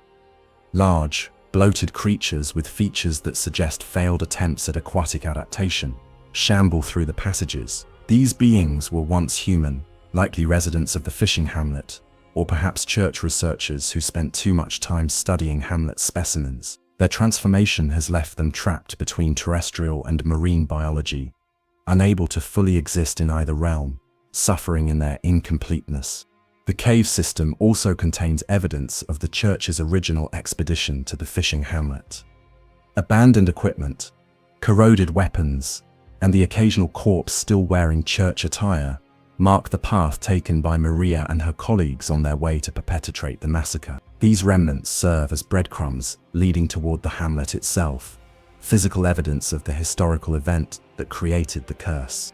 The acoustics of the caves create unsettling effects. Sounds echo and distort, making it difficult to judge distance or direction of potential threats. The crash of waves sounds sometimes close, sometimes distant, creating disorientation that mirrors the psychological state of those trapped in the nightmare. Water drips from ceiling and walls, creating constant ambient noise that can mask the approach of enemies, or simply serve as auditory torture through its relentless persistence. The lighting in these transitional caves comes from multiple sources, none entirely natural. Bioluminescent growths provide eerie illumination in some areas, their pale blue-green light creating pockets of visibility separated by absolute darkness. Other sections are lit by what appears to be phosphorescence in the water, collecting on surfaces, as if the very moisture has absorbed something that causes it to glow. Still other areas remain in nearly complete darkness, traversable only through memory of the path or careful exploration. The deepest section of the cave system opens onto a site that stops hunters in their tracks. Through a massive opening in the cave wall, the fishing hamlet becomes visible for the first time. The village clings to rocky shores, its simple wooden structures arranged in terraces that follow the natural contours of the land. The ocean stretches beyond, its waters dark and turbulent under the nightmare's sickly sky. And there, on the beach, visible even from this distance, lies the massive corpse of Kos, a great one, whose death birthed the curse that created this entire realm. Before descending to the hamlet proper, hunters typically encounter Simon the Harrowed for a final time. His presence in these caves is not coincidental. He has been guiding hunters toward this moment throughout their journey through the nightmare. Simon's final messages convey both warning and resignation. He understands that those who have come this far will not turn back, that the need to know the truth outweighs any warnings about the dangers of that knowledge. Simon's physical condition in this final encounter shows the toll the nightmare has taken on him. His attire is tattered, his weapons worn from use, his voice weak but determined. He has spent unknowable time in the nightmare, investigating its secrets and bearing witness to its horrors, and that experience has marked him in ways both visible and invisible. Yet he persists in his self-appointed mission, ensuring that the truth about the hunter's nightmare and the fishing hamlet massacre is preserved and passed on. The items and weapons Simon provides or directs hunters toward serve as final preparations for what awaits in the fishing hamlet. These tools were developed or collected specifically for combat against aquatic or cosmic threats, suggesting Simon's understanding of what hunters will face on the shores below. His generosity with these resources reflects his desire to see the nightmare's secrets finally confronted and potentially even overcome, though he himself lacks the capability to achieve such victory. The transition from cave system to hamlet proper requires a final descent, a path that leads down rocky slopes toward the village's outskirts. This descent is treacherous, not just physically, but psychologically. Every step closer to the hamlet brings increased sense of wrongness, a feeling that this place should not exist, that the laws governing reality have been fundamentally altered here. The air feels thicker, the light more oppressive, the sounds more distorted. As hunters approach the hamlet's first structures, they begin to encounter its inhabitants, or rather, the nightmare echoes of those inhabitants. These villagers, caught in the curse's recreation of the massacre, replay their deaths eternally. They flee, they cower, they attempt to hide, and they die, over and over, trapped in loops of suffering that serve as both punishment for the hunters who killed them and warning to any who witness it. The guilt that Maria carried, the shame that drove her to abandon hunting and watch over research hall patients, becomes immediately understandable upon witnessing the fishing hamlet. This was not a glorious battle or even a difficult combat situation. This was the slaughter of innocent people, many of them elderly or infirm, none of them warriors or threats. The church's hunters killed them methodically and systematically, as one might cull diseased livestock. And the nightmare preserves that truth in perfect, horrible clarity. The hamlet's architecture speaks to its former character as a simple fishing village. The structures are modest, built from wood weathered by constant exposure to salt spray and wind. Nets and fishing equipment lie scattered about, rust-covered but still recognizable. The layout suggests a community that lived in harmony with the sea, their lives shaped by tides and seasons, their needs simple and their ambitions modest. They were not seeking cosmic power or evolution, but simply living, their transformation a gradual consequence of proximity to Kos, rather than deliberate choice. The path through the hamlet follows what was likely the main thoroughfare, a street that winds between structures toward the beach. Along this path, evidence of the massacre accumulates, bloodstains that no amount of time or weather could erase, broken weapons and tools used in futile attempts at self-defense, structures that show signs of burning or deliberate destruction. The nightmare has preserved all of it, ensuring that the truth about what occurred here remains visible and undeniable. The hamlet's position on the coast creates unique environmental challenges. The constant presence of water, either in the form of rain, spray from the turbulent ocean, or pools and streams that collect and flow through the village, makes every surface slick and treacherous. Visibility is limited by mist and spray, creating conditions where threats can appear suddenly from apparently empty space. The roar of waves and wind makes auditory tracking of enemies difficult or impossible. As hunters progress deeper into the hamlet, the nature of its inhabitants becomes clearer. These are not simple humans, but people transformed gradually over generations by proximity to Kos and exposure to whatever properties the Great One radiated. Their features show aquatic adaptations, gills in neck tissue, webbed fingers and toes, eyes that can function underwater, skin with a slight translucent quality. These changes are not monstrous but simply different, marks of evolution following a path divergent from baseline humanity, but no less valid. The tragedy of the fishing hamlet extends beyond the massacre itself, to the reasons behind it. The church killed these people, not because they threatened anyone, but because their transformation made them valuable as research subjects. The scholars wanted to understand how human biology could be altered through cosmic exposure, how the process might be controlled or accelerated, whether similar transformations could be induced artificially. The hamlet's inhabitants were murdered to serve as raw material for the church's ambitions. The various structures within the hamlet serve as stages for specific scenes in the massacre's reenactment. In one building, villagers huddle together seeking safety in numbers. In another, someone attempts to bar a door against inevitable intrusion. A third structure shows evidence of an attempted last stand, probably futile given the disparity between trained hunters and civilian fishermen. Each scene tells its own miniature story of terror and desperation, and collectively they compose a narrative of systematic atrocity. The enemies hunters face in the fishing hamlet represent multiple temporal layers. Some are the villagers themselves, caught in the nightmare's loops, attacking with the desperation of those facing extinction. Others are nightmare hunters, perhaps the same church hunters who perpetrated the original massacre, now trapped in endless reenactment of their crimes. Still others are entities that seem to belong to neither category, creatures that may represent Kos's consciousness creating defenders for her people, or perhaps the village's collective rage, taking physical form. The progression toward the beach where Kos lies creates mounting sense of dread and anticipation. Every step forward brings clearer view of the Great One's corpse, and the sheer scale of it becomes increasingly apparent. Kos was massive in life, larger than any terrestrial creature, her body stretching dozens of yards along the shore. Even in death and decay, she radiates presence and power, her corpse a testament to the magnitude of the church's crime. The approach to the beach also brings increasing encounter with more powerful enemies, as if the curse grows stronger closer to its source.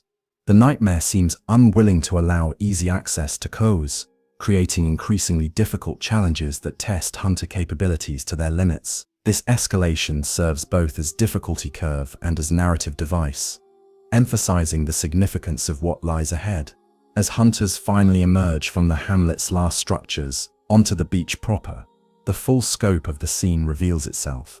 Kos's corpse dominates the landscape, her body partially submerged in the turbulent waters. The beach is littered with debris, remnants of the village, evidence of the massacre, and objects that defy easy categorization, possibly pieces of Kos herself, or manifestations of the curse. The sky above churns with storm clouds, and lightning flashes with unnatural frequency, as if the weather itself responds to the tragedy that occurred here. Chapter 8. The Corpse of Kos. The body of Kos, or some say Cosm, lies sprawled across the fishing hamlet's beach, like a beached whale of impossible size. But calling this entity simply large fails to capture the true scale and horror of its presence. Kos was a great one, a being whose existence transcended normal biological categories, and even her corpse radiates the wrongness that characterizes cosmic entities forced into three-dimensional space. The Great One's body shows clear signs of its aquatic nature. The overall form suggests something cetacean, with a massive, rounded body, a head that might be described as whale-like, and what appear to be vestigial fins or flippers along its flanks. But these earthly comparisons break down under closer examination. The proportions are wrong, the anatomy refuses to make sense from certain angles, and there are features that have no parallel in terrestrial biology. The most disturbing aspect of Kos's corpse is the wound in her body, where the church's scholars and hunters cut her open to extract her infant child. This massive gash, running along much of her ventral surface, has not healed or even properly rotted. Instead, it remains perpetually open, perpetually fresh, as if the nightmare has preserved it in the exact state it was in immediately after the atrocity. The visible interior of the wound defies description, tissue that might be muscle or might be something else, fluids that are not quite blood, structures that serve unknown purposes. The desecration of Kos's body represents the culmination of the healing church's hubris and moral bankruptcy. Great ones, while not gods in the traditional sense, deserve a certain respect simply by virtue of their cosmic significance. They are beings of vast consciousness and power, entities whose mere existence shapes reality around them. To kill such a being would be terrible enough, but Kos was already dead when the church found her, apparently from natural causes, or perhaps from the strain of attempting to birth her child in the physical realm. The church's decision to dissect Kos's corpse and steal her child transformed what might have been tragic happenstance into unforgivable crime. They could have left the body undisturbed, could have treated it with the respect due to any deceased conscious being, let alone one of cosmic significance. Instead, they saw only opportunity, a chance to acquire specimens and substances that might advance their research into blood and evolution. This choice, more than any other single act, sealed the fate of everyone involved in the fishing hamlet expedition.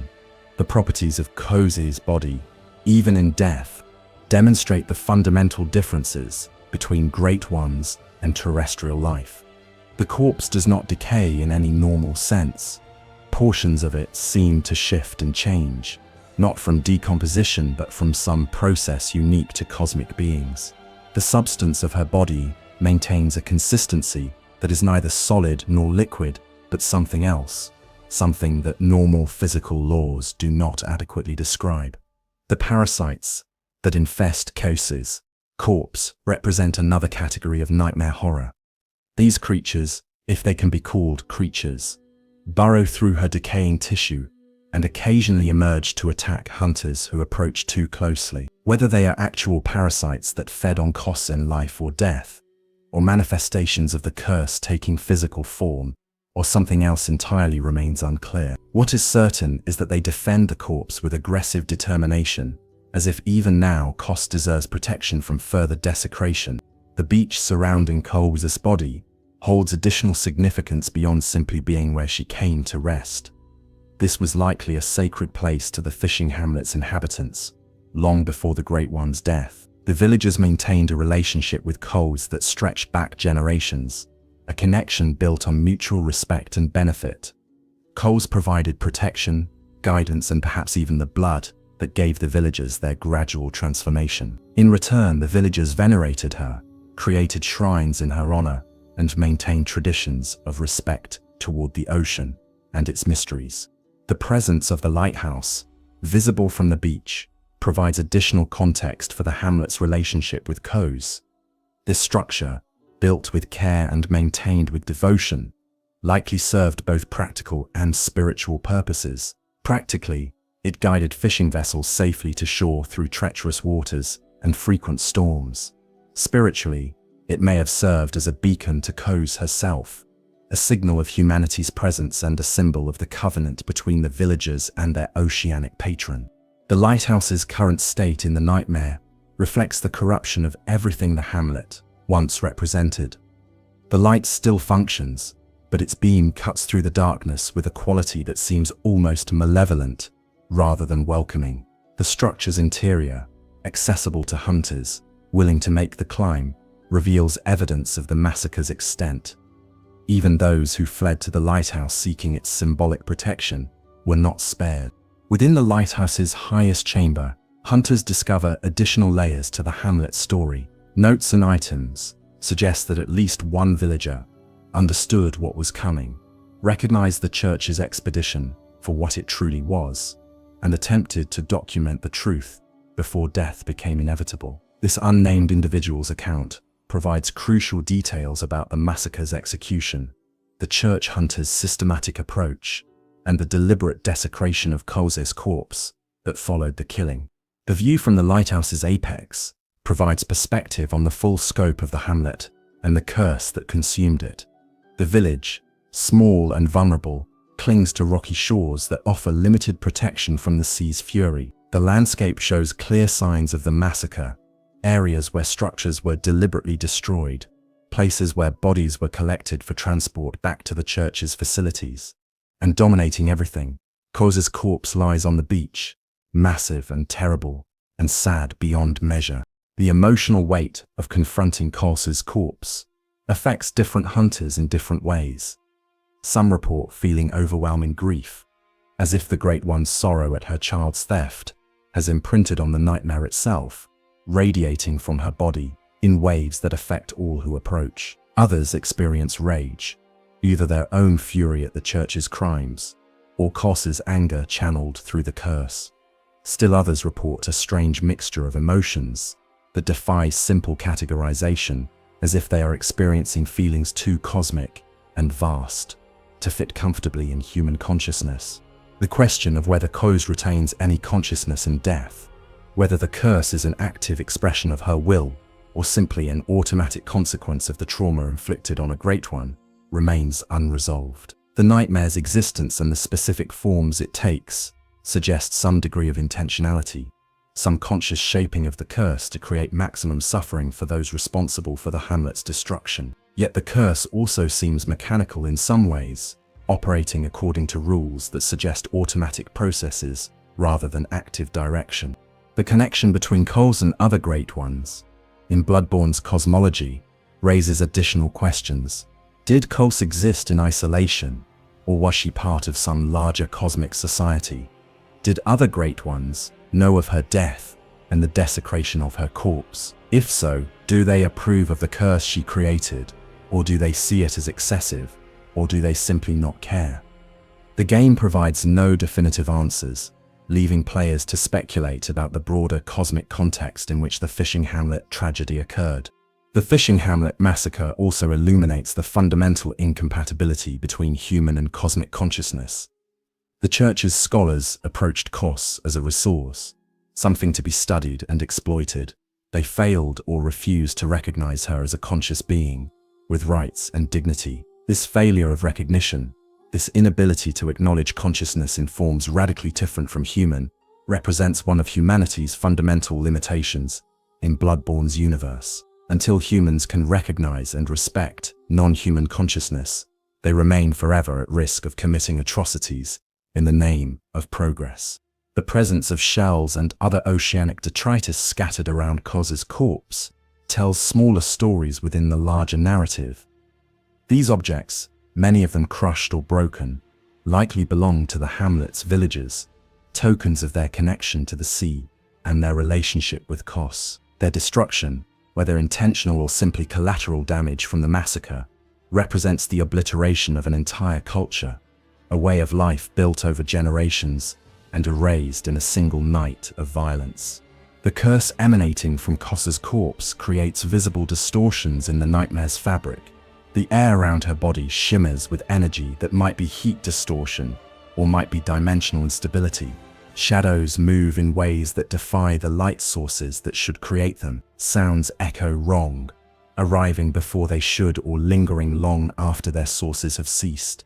These effects create an atmosphere of profound wrongness, a sense that reality itself has been wounded by what occurred here and has not healed. As hunters explore the beach and approach Kossa's corpse, they notice movement within the massive wound in her body. Something stirs in the dark interior, something that survived the desecration or perhaps was created by it. This movement marks the presence of the nightmare's final and most terrible guardian, a being whose existence proves that some violations are so profound that they create life from death, rage from sorrow, and eternal consequence from temporal sin. Chapter 9. The Orphan of Kos. From within the corpse of Kos, from the dark cavity where her child should have grown to term and been born into the world, there emerges something that should not exist. This is the Orphan of Kos, a being that is simultaneously phantom, memory, curse manifestation, and perhaps, impossibly, the actual stolen infant god given form by its mother's rage and grief. The orphan's appearance defies simple description because it seems to shift and change depending on the observer and the moment. Its basic form suggests a humanoid, but one that has never quite finished developing. The skin is pale, almost translucent, stretched over a frame that seems too thin to support the strength it demonstrates. The head is oversized, the features incomplete, the eyes suggesting awareness, but of a kind that humans cannot fully comprehend. It clutches in one hand a weapon that appears to be a portion of its mother's placenta, a massive organic club that drips with blood and cosmic power. The orphan's movements combine the uncoordinated flailing of an infant with the devastating force of a great one. It attacks with wild, sweeping motions that seem random but demonstrate terrifying effectiveness. Each swing of its placental weapon carries enough force to pulverize stone and shatter bone. Each movement, however awkward it appears, covers distance with shocking speed. The creature's fighting style embodies primal rage, the fury of a being that was stolen from its mother before birth, and now lashes out at all existence in response to that fundamental violation. The sounds the orphan makes during combat create some of the most disturbing audio in any video game. These vocalizations start as something that might be crying, the distressed sounds of an infant in pain or fear, but they escalate rapidly into screams of rage that carry harmonics no human throat could produce, sounds that resonate not just in the air, but in the consciousness of those who hear them. These cries seem to bypass normal auditory processing and trigger responses deep in the primitive brain, activating instincts related to infant distress, while simultaneously provoking existential terror at the cosmic wrongness they represent. The orphan's existence raises profound questions about the nature of consciousness, life, death, and the curse. If the original infant was stolen and presumably died or was destroyed in the church's experiments, what is this being? Is it a ghost, the spectral echo of a murdered god? Is it a manifestation created by Kossa's curse, given form and function to serve as the nightmare's ultimate guardian? Or is it, impossibly, the actual orphan, preserved or resurrected by the curse to exist in eternal pain and rage? The first phase of combat with the orphan takes place on the beach near Kossa's corpse. This setting creates a battlefield that is both physically and emotionally charged. The irregular terrain, covered in rocks and debris and made slick by constant spray, makes footing treacherous. The proximity to Kossa's body creates constant reminder of the atrocity that birthed this nightmare. The ocean churns nearby, its dark waters suggesting depths, both literal and metaphorical. The orphan's attacks in this initial phase demonstrate raw, unfocused power. It swings its placental weapon in wide arcs that force hunters to keep distance or risk being caught in devastating blows.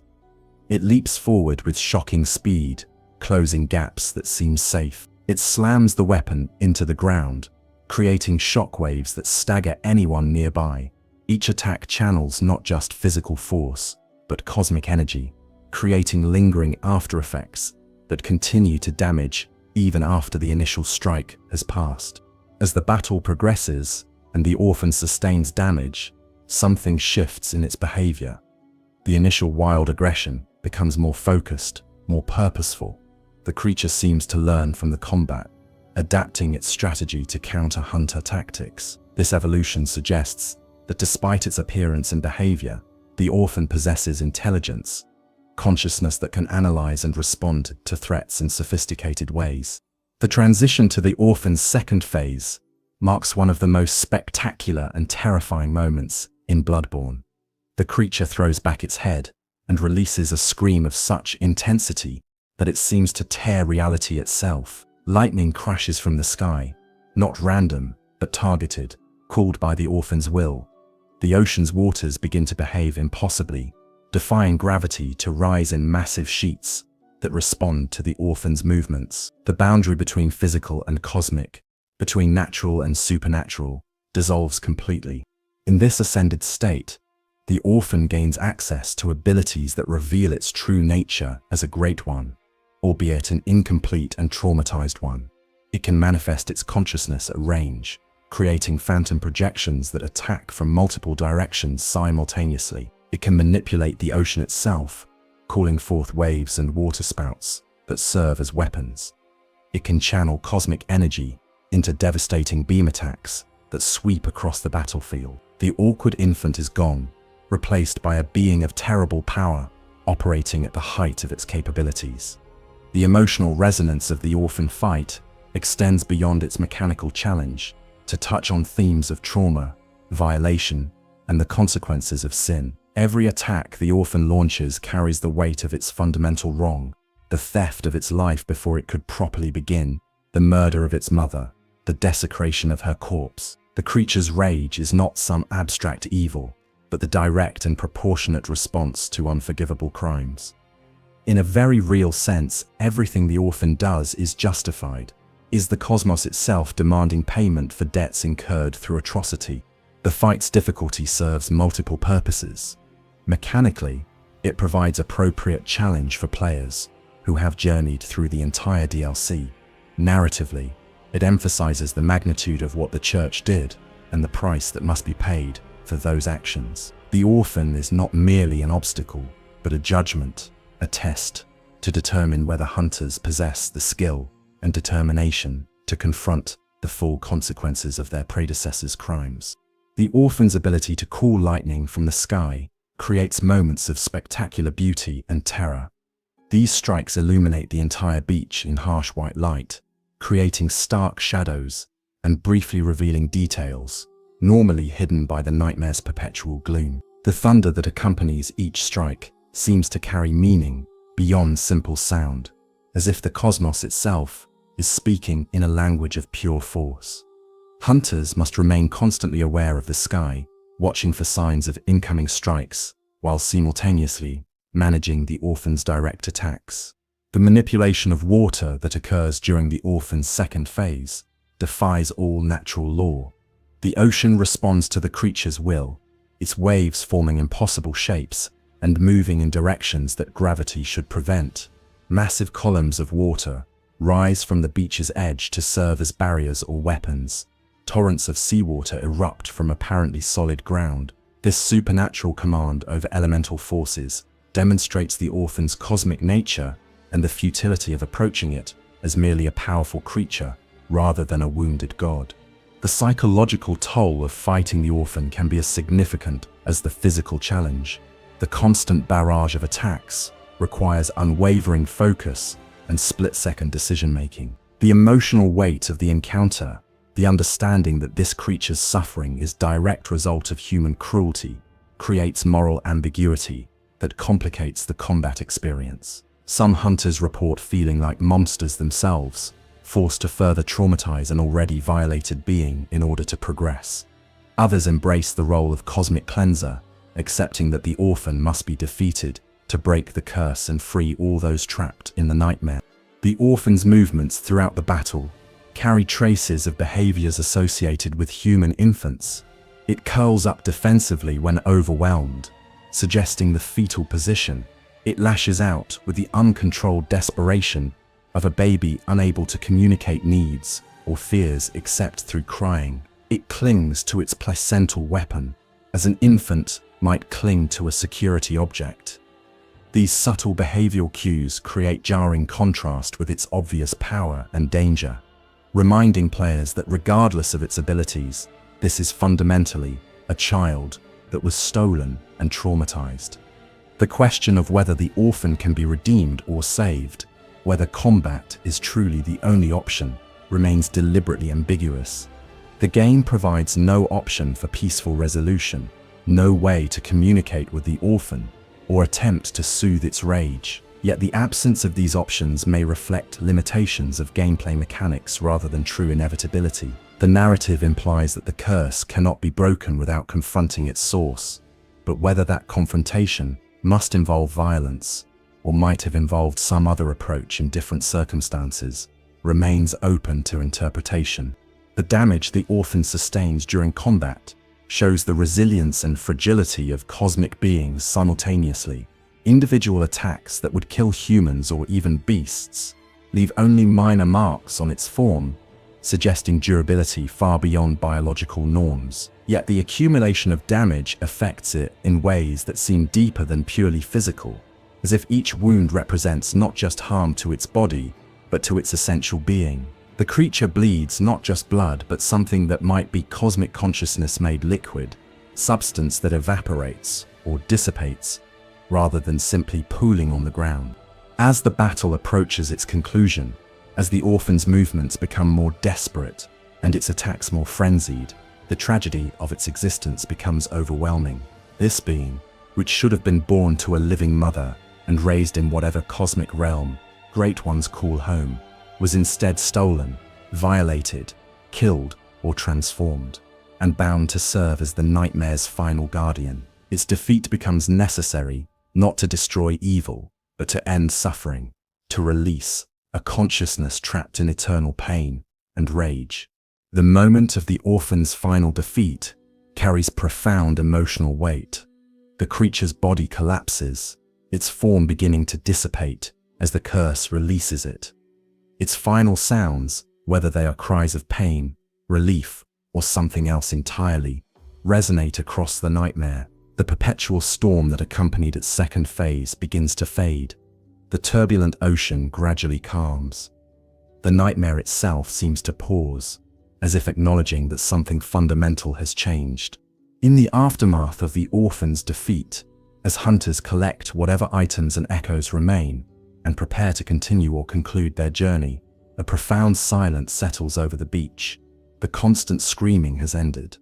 The impossible storm has passed. Even the waves seem to crash more quietly, as if in respect for what has occurred. This silence creates space for reflection on everything that led to this moment, on the long chain of decisions and actions that began with the church's ambition and ended with the death of an infant god on the shores where its mother lies rotting. Chapter 10. The Black Sky Eye and Cosmic Truth. The defeat of the Orphan of Kos represents the culmination of the hunter's nightmares narrative, but it does not mark the end of the mysteries contained within this cursed realm. In the aftermath of the battle, as the storm clears and the ocean calms, hunters discover an item of profound significance, the Black Sky Eye. This object, small and unassuming in physical form, carries implications that extend far beyond the nightmare to touch on fundamental questions about cosmic consciousness and humanity's place in an indifferent universe. The Black Sky Eye appears as a dark, spherical object with a surface that seems to absorb rather than reflect light. Its texture suggests both organic and crystalline properties, as if it exists in a state between matter types. When held, it radiates a subtle but persistent sense of wrongness, a feeling that this object should not exist in three-dimensional space, that its presence violates some fundamental law of reality. The eye's description provides crucial insight into its nature and significance. It speaks of the cosmos and the truths that exist beyond human perception, of knowledge that can be gained by those willing to abandon earthly perspective and embrace consciousness that transcends individual identity. The item serves as both literal and metaphorical key, a means of accessing hidden truths, while simultaneously representing the transformation required to perceive those truths. The relationship between the Black Sky Eye and the Great Fishing Hamlet massacre reveals additional layers of cosmic consequence. The item is described as having formed from the guilt and horror of the atrocity, as if consciousness itself can crystallize into physical form when subjected to sufficient trauma. This suggests that in Bloodborne's universe, moral reality and physical reality are not separate, but fundamentally interconnected, that sins of sufficient magnitude can literally reshape the fabric of existence. Using the Black Sky Eye triggers a remarkable sequence that demonstrates the cosmic forces at work throughout the nightmare. Hunters who activate the item experience a shift in perception, a moment where the boundaries between self and cosmos blur. Time seems to stop or slow, space becomes fluid, consciousness expands to touch something vast and alien. During this altered state, the nightmare reveals truths normally hidden, showing the connections between events, the web of cause and consequence that links the Fishing Hamlet massacre to every other element of the curse. The most significant revelation provided by the Black Sky Eye concerns Kos herself and the nature of her curse. Through the altered perception granted by the item, hunters can understand that the nightmare is not simply punishment for past sins, but an active cosmic response, a manifestation of a Great One's will operating beyond death. Kos, in her final moments, used her remaining power to create this realm, ensuring that those who violated her body and stole her child would face eternal consequence for their actions. The curse's specific targeting of blood-drunk hunters, those who lost themselves completely to the hunt's violence, represents a form of cosmic justice more nuanced than simple revenge. Kos, or what remained of her consciousness after death, could have cursed all humans, could have destroyed Yharnam entirely, could have made the entire species suffer for what the church's hunters had done. Instead, she created a punishment precisely calibrated to affect only those who crossed the line from protection to predation, who became the very monsters they had sworn to fight. This restraint, this precision in the application of cosmic retribution, suggests that Great Ones are not simply alien and incomprehensible, but possess their own forms of morality and justice. Kos could distinguish between different categories of humans, could recognize that the sins of a few should not condemn all. This nuanced understanding contradicts the common interpretation of Great Ones as being so far beyond humanity that human concepts like justice become meaningless to them.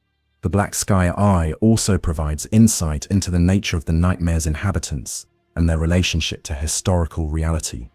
Through the item's revelatory power, hunters understand that the nightmare contains both actual spirits of those who participated in the massacre and constructed echoes, manifestations created by the curse to fill out the realm and ensure that punishment occurs regardless of whether original perpetrators still exist. Ludwig is Ludwig, his actual consciousness trapped and tormented, but many of the lesser hunters are simulacra, cosmic constructs designed to experience suffering in place of those who may have escaped through death. The question of whether death in the nightmare constitutes true release or merely temporary respite finds partial answer through the Black Sky Eye's revelations. Those trapped in the nightmare experience something akin to quantum superposition, existing simultaneously in states of death and undeath. Defeat scatters their consciousness, but does not destroy it, allowing the curse to reconstitute them and restart their torment. Only when the curse itself is broken can true release occur. The method by which the curse might be broken becomes clearer through the Black Sky Eye's wisdom. Defeating the orphan was necessary, but not sufficient. The curse, woven into the fabric of the nightmare by Kos's dying will, requires more complex undoing, confronting the truth of what occurred, bearing witness to the full horror of the massacre, and accepting responsibility for humanity's crimes, all serve as necessary components of the curse's resolution. The Black Sky Eye's name carries significant meaning, referencing the void beyond the stars, where Great Ones are said to originate. The color black represents absence, emptiness, the cosmic void that preceded and will outlast all material existence. The reference to sky situates this void as something that can be perceived from earthly perspective, a reminder that cosmic forces constantly press against the boundaries of normal reality. The eye designation emphasizes the item's role in perception and revelation, its function as a tool for seeing truths normally hidden. Using the black sky eye in specific locations throughout the nightmare reveals additional hidden details and items. These secrets, previously invisible, become accessible through the altered perception the item grants. This mechanic reinforces the theme that reality contains multiple layers, that what appears complete to normal senses is in fact incomplete, and that cosmic consciousness perceives dimensions and details beyond human capacity. The relationship between the black sky eye and other vision-granting items in Bloodborne, particularly the accursed brew and various ritual materials that reference eyes and sight, suggests a consistent symbolic framework. Eyes represent not just literal vision but insight, understanding, the capacity to perceive truth. The accumulation of eyes, whether physical or metaphorical, represents the gradual expansion of consciousness toward cosmic awareness. The black sky eye stands as perhaps the ultimate expression of this theme, an object that grants direct glimpse into cosmic truth at the cost of comfortable ignorance. The emotional and psychological effects of using the black sky eye vary among hunters. Some report feelings of profound understanding, a sense that previously disconnected elements of their experience suddenly fit together into coherent whole. Others describe horror and dismay as the full implications of cosmic indifference become clear. Still others experience a strange mixture of emotions, simultaneously enlightened and burdened by knowledge they can never unlearn. The item's status as reward for defeating the nightmare's final boss carries narrative significance. The hunters who reach the orphan and overcome it have proven themselves capable of confronting difficult truths, of facing horror without flinching, of accepting responsibility for sins they did not personally commit, but whose consequences they inherit. They have earned the right to cosmic revelation, not through moral virtue, but through demonstrated capability to process such revelation without shattering. The black sky eye's existence also raises questions about the nature of items and objects in Bloodborne's universe. If consciousness and matter can blur together, if emotions and experiences can crystallize into physical form, then what does it mean for something to be an object? The eye is not simply made but formed, not crafted but manifest, suggesting that in a universe where cosmic beings exist, the boundary between thought and thing may be far more permeable than humans typically assume. The relationship between the black sky eye and the hunter's dream, between the curse of the nightmare and the arguably more benevolent manipulation of the dream, becomes clearer through contemplation of the item's significance. Both realms represent cosmic intervention in human affairs. Both use consciousness and suffering as raw materials. Both serve purposes that transcend individual human welfare. The difference lies not in the fact of intervention, but in the intentions behind it and the degree of harm inflicted. The philosophical implications of the black sky eye extend to questions of knowledge and innocence. Before obtaining and using this item, hunters could maintain some degree of comfortable ignorance about the true nature of their world and their role in it. After, such ignorance becomes impossible. They know the truth about the healing church's crimes, about cosmic indifference, about the price of seeking power from sources beyond human understanding. This knowledge burdens them, transforms them, ensures they can never return to simpler beliefs and comfortable assumptions. The black sky eye serves as a reminder that in Bloodborne's universe, all knowledge comes with cost. The church sought cosmic secrets and paid in blood and corruption. Scholars pursued understanding and found madness. Hunters gained power and lost humanity. And those who used the black sky eye gained truth at the price of innocence, understanding at the cost of peace, cosmic perspective at the expense of comforting anthropocentric illusion. In the end, the black sky eye represents both reward and burden, gift and curse. enlightenment and damnation. It offers exactly what it promises: vision beyond normal human limits, the ability to perceive cosmic truth and understand forces that shape reality from beyond the stars. Whether this vision constitutes blessing or curse depends entirely on the individual hunter's capacity to integrate such knowledge without losing their own sense of meaning and purpose in a universe that offers neither inherent meaning nor purposeful design. Chapter 11: Secrets, Choices, and the Nightmare's Hidden Depths. The hunter's nightmare contains numerous secrets beyond the main path, from the streets of blood to the fishing hamlet's shore. These hidden areas, optional encounters, and subtle details create layers of meaning that reward thorough exploration and careful attention to environmental storytelling. Understanding these deeper elements transforms the nightmare from mere gauntlet of difficult combat encounters into a fully realized world with its own internal logic and rich narrative texture. The first major secret area becomes accessible after obtaining the underground cell key, a small item that unlocks doors scattered throughout the nightmare. These previously inaccessible chambers contain a variety of elements: additional patients from the research hall experiments, caches of items and weapons, and most significantly, glimpses into the church's operations that were hidden even from most of its own members. The locked cells represent the nightmare's preservation of secrets that the church intended to keep buried forever. One particular cell contains what appears to be the remains of a failed experiment, a human subject who underwent treatments even more radical than those administered to the research hall's general patient population. The specifics of what was attempted remain unclear, but the results speak to horrifying ambition. This subject's transformation went far beyond simple physical modification to encompass fundamental alteration of their basic biology, leaving something that cannot be classified as human, beast, or kin, but exists in some liminal category between all three. The optional boss encounter with Lawrence the First Vicar, accessible through specific actions in the nightmare's upper levels, provides crucial historical context for the entire game's narrative. Lawrence, whose split from Master Willem over the use of the old blood triggered the founding of the Healing Church, appears in his final form, transformed into a massive beast that demonstrates exactly what happens when someone who wields tremendous institutional power succumbs to the curse. Lawrence's beast form retains traces of his former self in disturbing ways. The remains of ecclesiastical garb cling to his transformed body.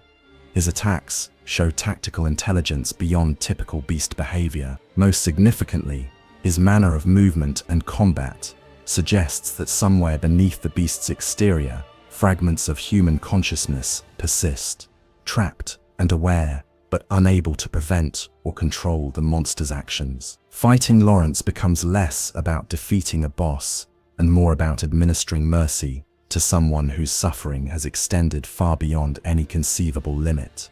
The encounter's optional nature serves thematic purposes. The nightmare does not force hunters to confront every sin, every victim, every consequence of the church's actions. Some truths remain hidden unless actively sought. Some stories stay untold unless hunters demonstrate willingness to dig deeper.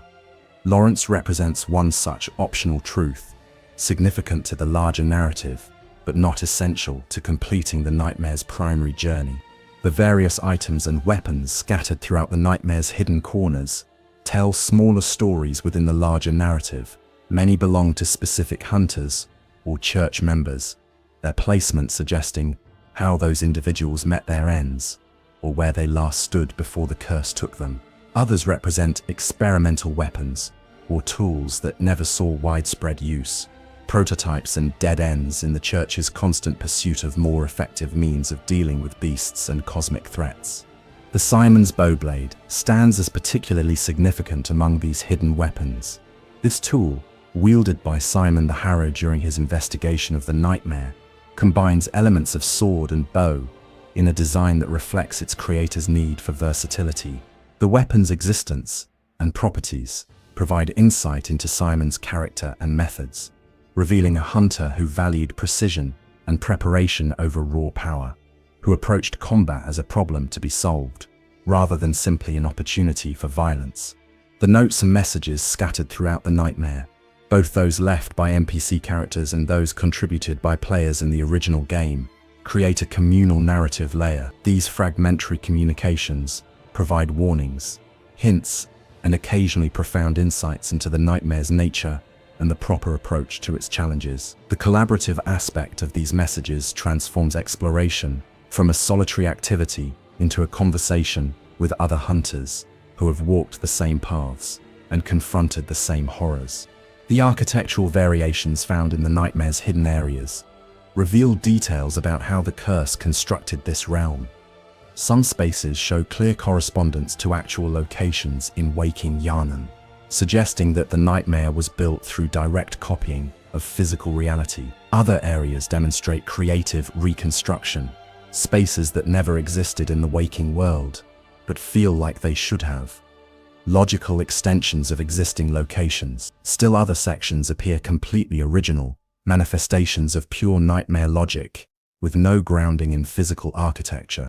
The presence of various Great One forms and amygdala manifestations throughout the nightmare's hidden reaches complicates the simple understanding of the curse as purely Kos's creation. These entities, which serve other Great Ones in the waking world, appear to have roles in the nightmare as well, suggesting either cooperation among cosmic beings or the curse's appropriation of existing cosmic infrastructure for its own purposes. Their exact function and loyalty remain ambiguous, but their presence confirms that the nightmare intersects with broader cosmic politics and purposes. The Braider of the Church, assassin, and executioner, who attacks hunters in specific locations throughout the DLC, represents another layer of the nightmare's population. This individual, imprisoned but capable of manifesting in physical form to attack those he deems threats to the Church's secrets, embodies the institution's paranoid need to suppress information about its activities. His continued operation in the nightmare suggests that even damnation does not override some loyalties or obsessions. Defeating Braider and claiming his unique gear provides practical benefit, while also raising questions about the nature of justice and punishment in the nightmare. Braider committed atrocities in service to the Church, killed innocent people to protect institutional secrets. His imprisonment might seem like punishment, but his continued ability to manifest and attack suggests the imprisonment serves more to preserve his capabilities than to punish his crimes. This ambiguity exemplifies the nightmare's complex moral landscape. The various consumable items found throughout the nightmare often carry descriptions that expand on lore or provide insight into the Church's practices. Madman's knowledge, for instance, references the cost of cosmic understanding and the madness that often accompanies such revelation. Insight-granting items speak to the relationship between consciousness expansion and mental stability. Healing items reveal the Church's sophisticated understanding of how to maintain human bodies even as they push those bodies toward transformation. The gems and runes available in the nightmare generally represent powerful variants of standard types, suggesting that the curse has concentrated or purified these enhancements. This makes practical sense, as the nightmare exists specifically to torment the Church's greatest hunters, those who would have possessed the best equipment and most refined gems. Thematically, it reinforces the idea that the nightmare is not random chaos, but carefully constructed punishment. The various shortcut mechanisms scattered throughout the nightmare, elevators and gates and ladders that allow faster navigation after initial unlock, demonstrate the curse's strange mercy. While inflicting eternal punishment on its primary targets, the nightmare does not force complete repetition of navigation with each death. This suggests either that the curse possesses some degree of pragmatism, or that even cosmic vengeance operates according to certain rules or principles. The hidden encounter with the brain of Mensis, smaller cousin, accessible only through careful navigation of the nightmare's exterior areas, provides additional cosmic context. This being, similar to but distinct from the entity found in the Nightmare of Mensis in the base game, demonstrates that the Great One's experiments with transformed human consciousness produced multiple results, not all of which remain confined to specific nightmare realms. The relationship between the hunter's nightmare and the other nightmare realms, accessible in Bloodborne, creates a complex network of interconnected, cursed spaces. The hunter's dream, the nightmare frontier, the nightmare of Mensis, and now the hunter's nightmare, all exist simultaneously, overlapping and influencing each other in ways that suggest a larger cosmic architecture. Understanding one nightmare provides context for understanding all of them, revealing patterns in how great ones construct and maintain these liminal spaces. The choice of whether to explore these optional areas and secrets, whether to pursue every hidden detail or simply progress through the nightmare's main path, becomes itself a form of player expression. Some hunters feel compelled to discover everything, driven by the same curiosity and thoroughness that characterizes scholars and researchers. Others prefer a more streamlined experience, confronting only the most significant challenges and revelations. The nightmare accommodates both approaches, offering depth to those who seek it, while maintaining a coherent main narrative for those who don't. The totality of these secrets and hidden elements creates a sense that the nightmare contains far more than any single playthrough can discover, that multiple visits and careful attention might still leave mysteries unsolved. This incompleteness feels appropriate for a realm shaped by cosmic forces, suggesting that full understanding may be impossible, that some secrets are meant to remain hidden, that even thorough exploration cannot exhaust the depths of a curse born from a great one's dying will. Chapter 12. The Weight of Witness. Reflections and meaning. Having journeyed through the entirety of the hunter's nightmare, having walked its blood-soaked streets, climbed the research hall's tragic heights, confronted Lady Maria's guilt-driven vigil, descended to the fishing hamlet's cursed shores, and faced the orphan of Kos. In all its terrible grief and rage, hunters emerge changed by what they have witnessed. The nightmare does not simply provide challenging combat encounters or interesting lore details. It forces confrontation with difficult questions about justice, guilt, complicity, and the price of pursuing knowledge and power from sources beyond human understanding. The central theme running through the hunter's nightmare is the concept of cosmic justice, the idea that some sins are so profound that they demand eternal consequence, that the universe itself responds to atrocity with punishment that transcends normal limitations of time and mortality. The Healing Church's crimes, particularly the fishing hamlet massacre, were not simply human evils, but violations of cosmic order, actions that offended not just human morality, but the fundamental principles by which great ones organize their consciousness and relationships.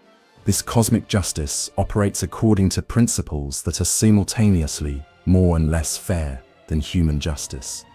More fair in the sense that it targets only those who actively participated in or enabled atrocities, sparing those whose connection to institutional guilt was merely incidental. Less fair in the sense that it operates eternally, offering no possibility of rehabilitation or redemption, no path from punishment back to neutral existence.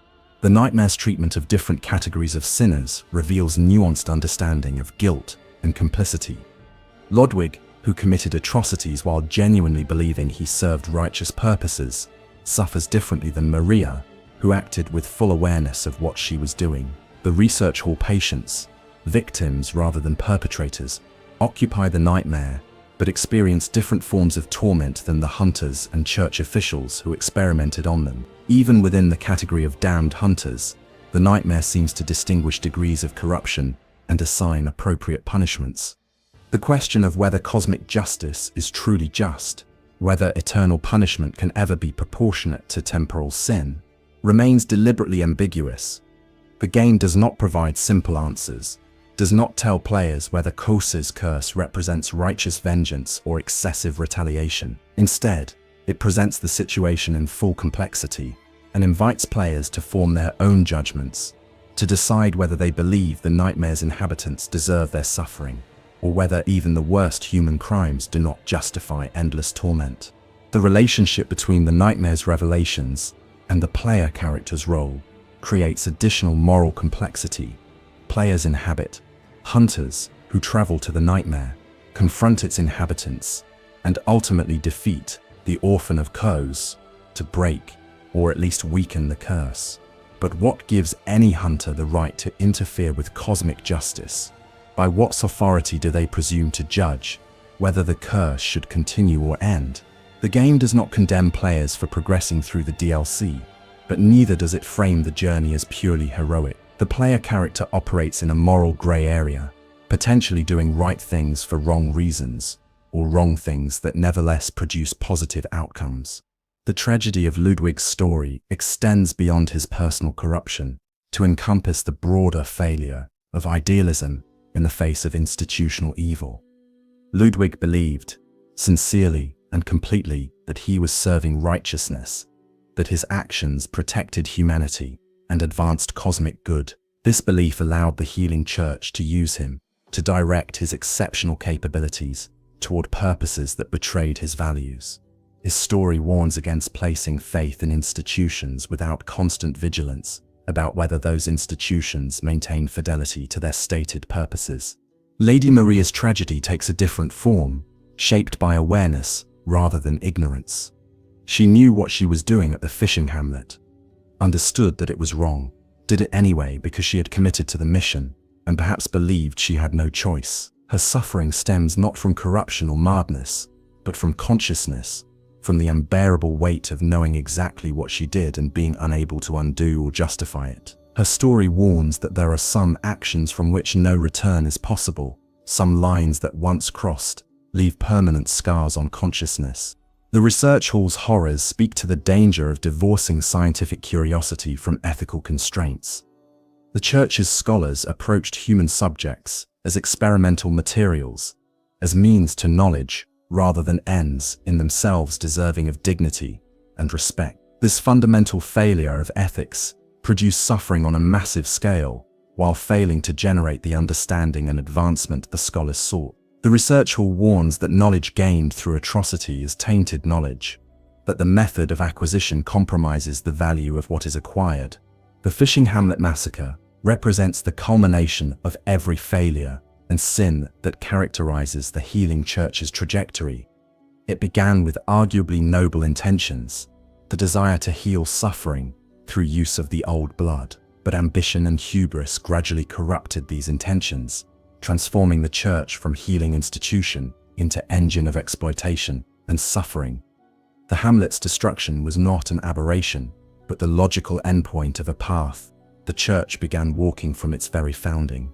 The orphan, of course, embodies the consequences of that corruption, giving form to the rage and grief that such violations generate.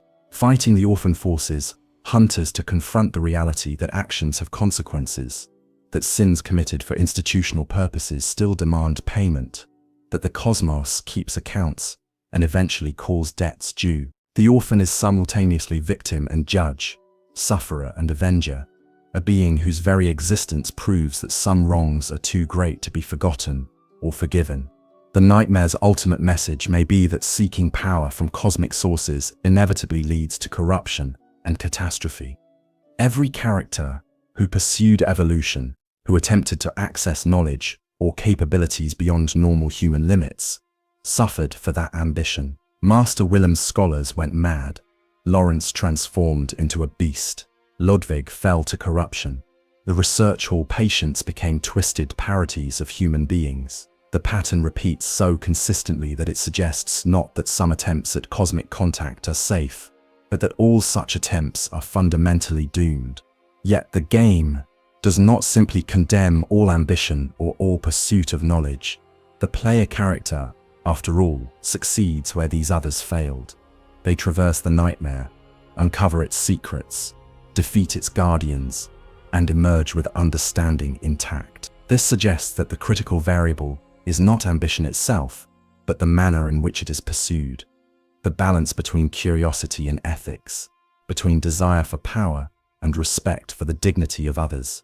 The comparison between the hunter's dream and the hunter's nightmare illuminates different approaches to cosmic manipulation of humanity. The dream, while certainly not without its own ethical complications, at least provides clear benefit to its participants, granting them power and purpose, while using their capabilities to combat the beast's scourge. The nightmare serves no constructive purpose from a human perspective, existing purely to inflict punishment.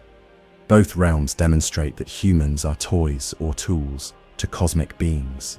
But the dream suggests that such manipulation need not be entirely hostile or harmful.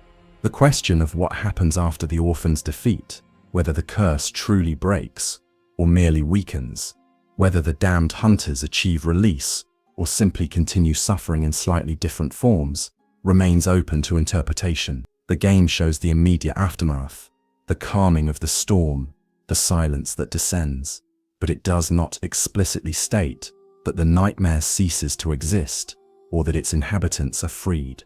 Perhaps the curse cannot be broken, only confronted. Perhaps awareness and acknowledgement of the truth are themselves the most victory that can be achieved. The broader implications of the hunter's nightmare for Bloodborne's themes and worldview suggest a universe in which consciousness persists beyond death, in which moral reality and physical reality are interconnected, and in which the cosmos possesses some form of justice, or at least responsiveness to profound violations of order. This is not necessarily a comforting worldview. Eternal punishment and cosmic indifference hardly constitute good news, but it is more morally coherent than pure chaos would be. The personal impact of experiencing the hunter's nightmare varies among players, as do the conclusions drawn from it. Some see primarily a warning against religious institutions and their tendency toward corruption. Others focus on the cosmic horror elements, the terror of entities whose consciousness and values are fundamentally alien. Still others find in the nightmare a meditation on guilt, on how conscious beings cope with having done unforgivable things, on whether redemption is possible or even desirable for those who have crossed certain lines. The DLC's greatest achievement may be its refusal to simplify or moralize, its willingness to present complex moral situations without providing clear answers or comfortable resolutions. The hunter's nightmare is neither purely evil nor purely just. Its inhabitants are neither purely victims nor purely villains. The curse is neither entirely righteous vengeance nor entirely excessive cruelty. Everything exists in grey areas, and players must navigate these ambiguities while forming their own judgments about what they witness. This ambiguity serves both gameplay and narrative purposes. It prevents the story from becoming preachy or didactic, while maintaining serious engagement with difficult themes. It allows players of different ethical perspectives to find meaning in the experience, without feeling that the game is forcing a specific interpretation upon them. And it respects the intelligence of players, trusting them to think through implications and arrive at their own conclusions, rather than being spoon-fed morals. The hunter's nightmare ultimately stands as one of gaming's most sophisticated explorations of guilt, justice, and the consequences of institutional evil. It refuses easy answers while asking hard questions. It creates space for horror and tragedy while maintaining respect for the complexity of moral reality. And it demonstrates that video games can tackle serious themes with nuance and depth comparable to any other artistic medium. As our journey through the hunter's nightmare concludes, we find ourselves changed by what we have witnessed. We cannot unknow what we have learned about the healing church, about cosmic justice, about the price of ambition, and the weight of guilt. We have walked streets of blood, climbed towers of suffering, descended to cursed shores, and confronted gods born from grief. We have become witnesses to history too terrible to forget and too important to ignore. The nightmare itself may be eternal, its curse unbreakable, its punishment without end, but our time within it is finite.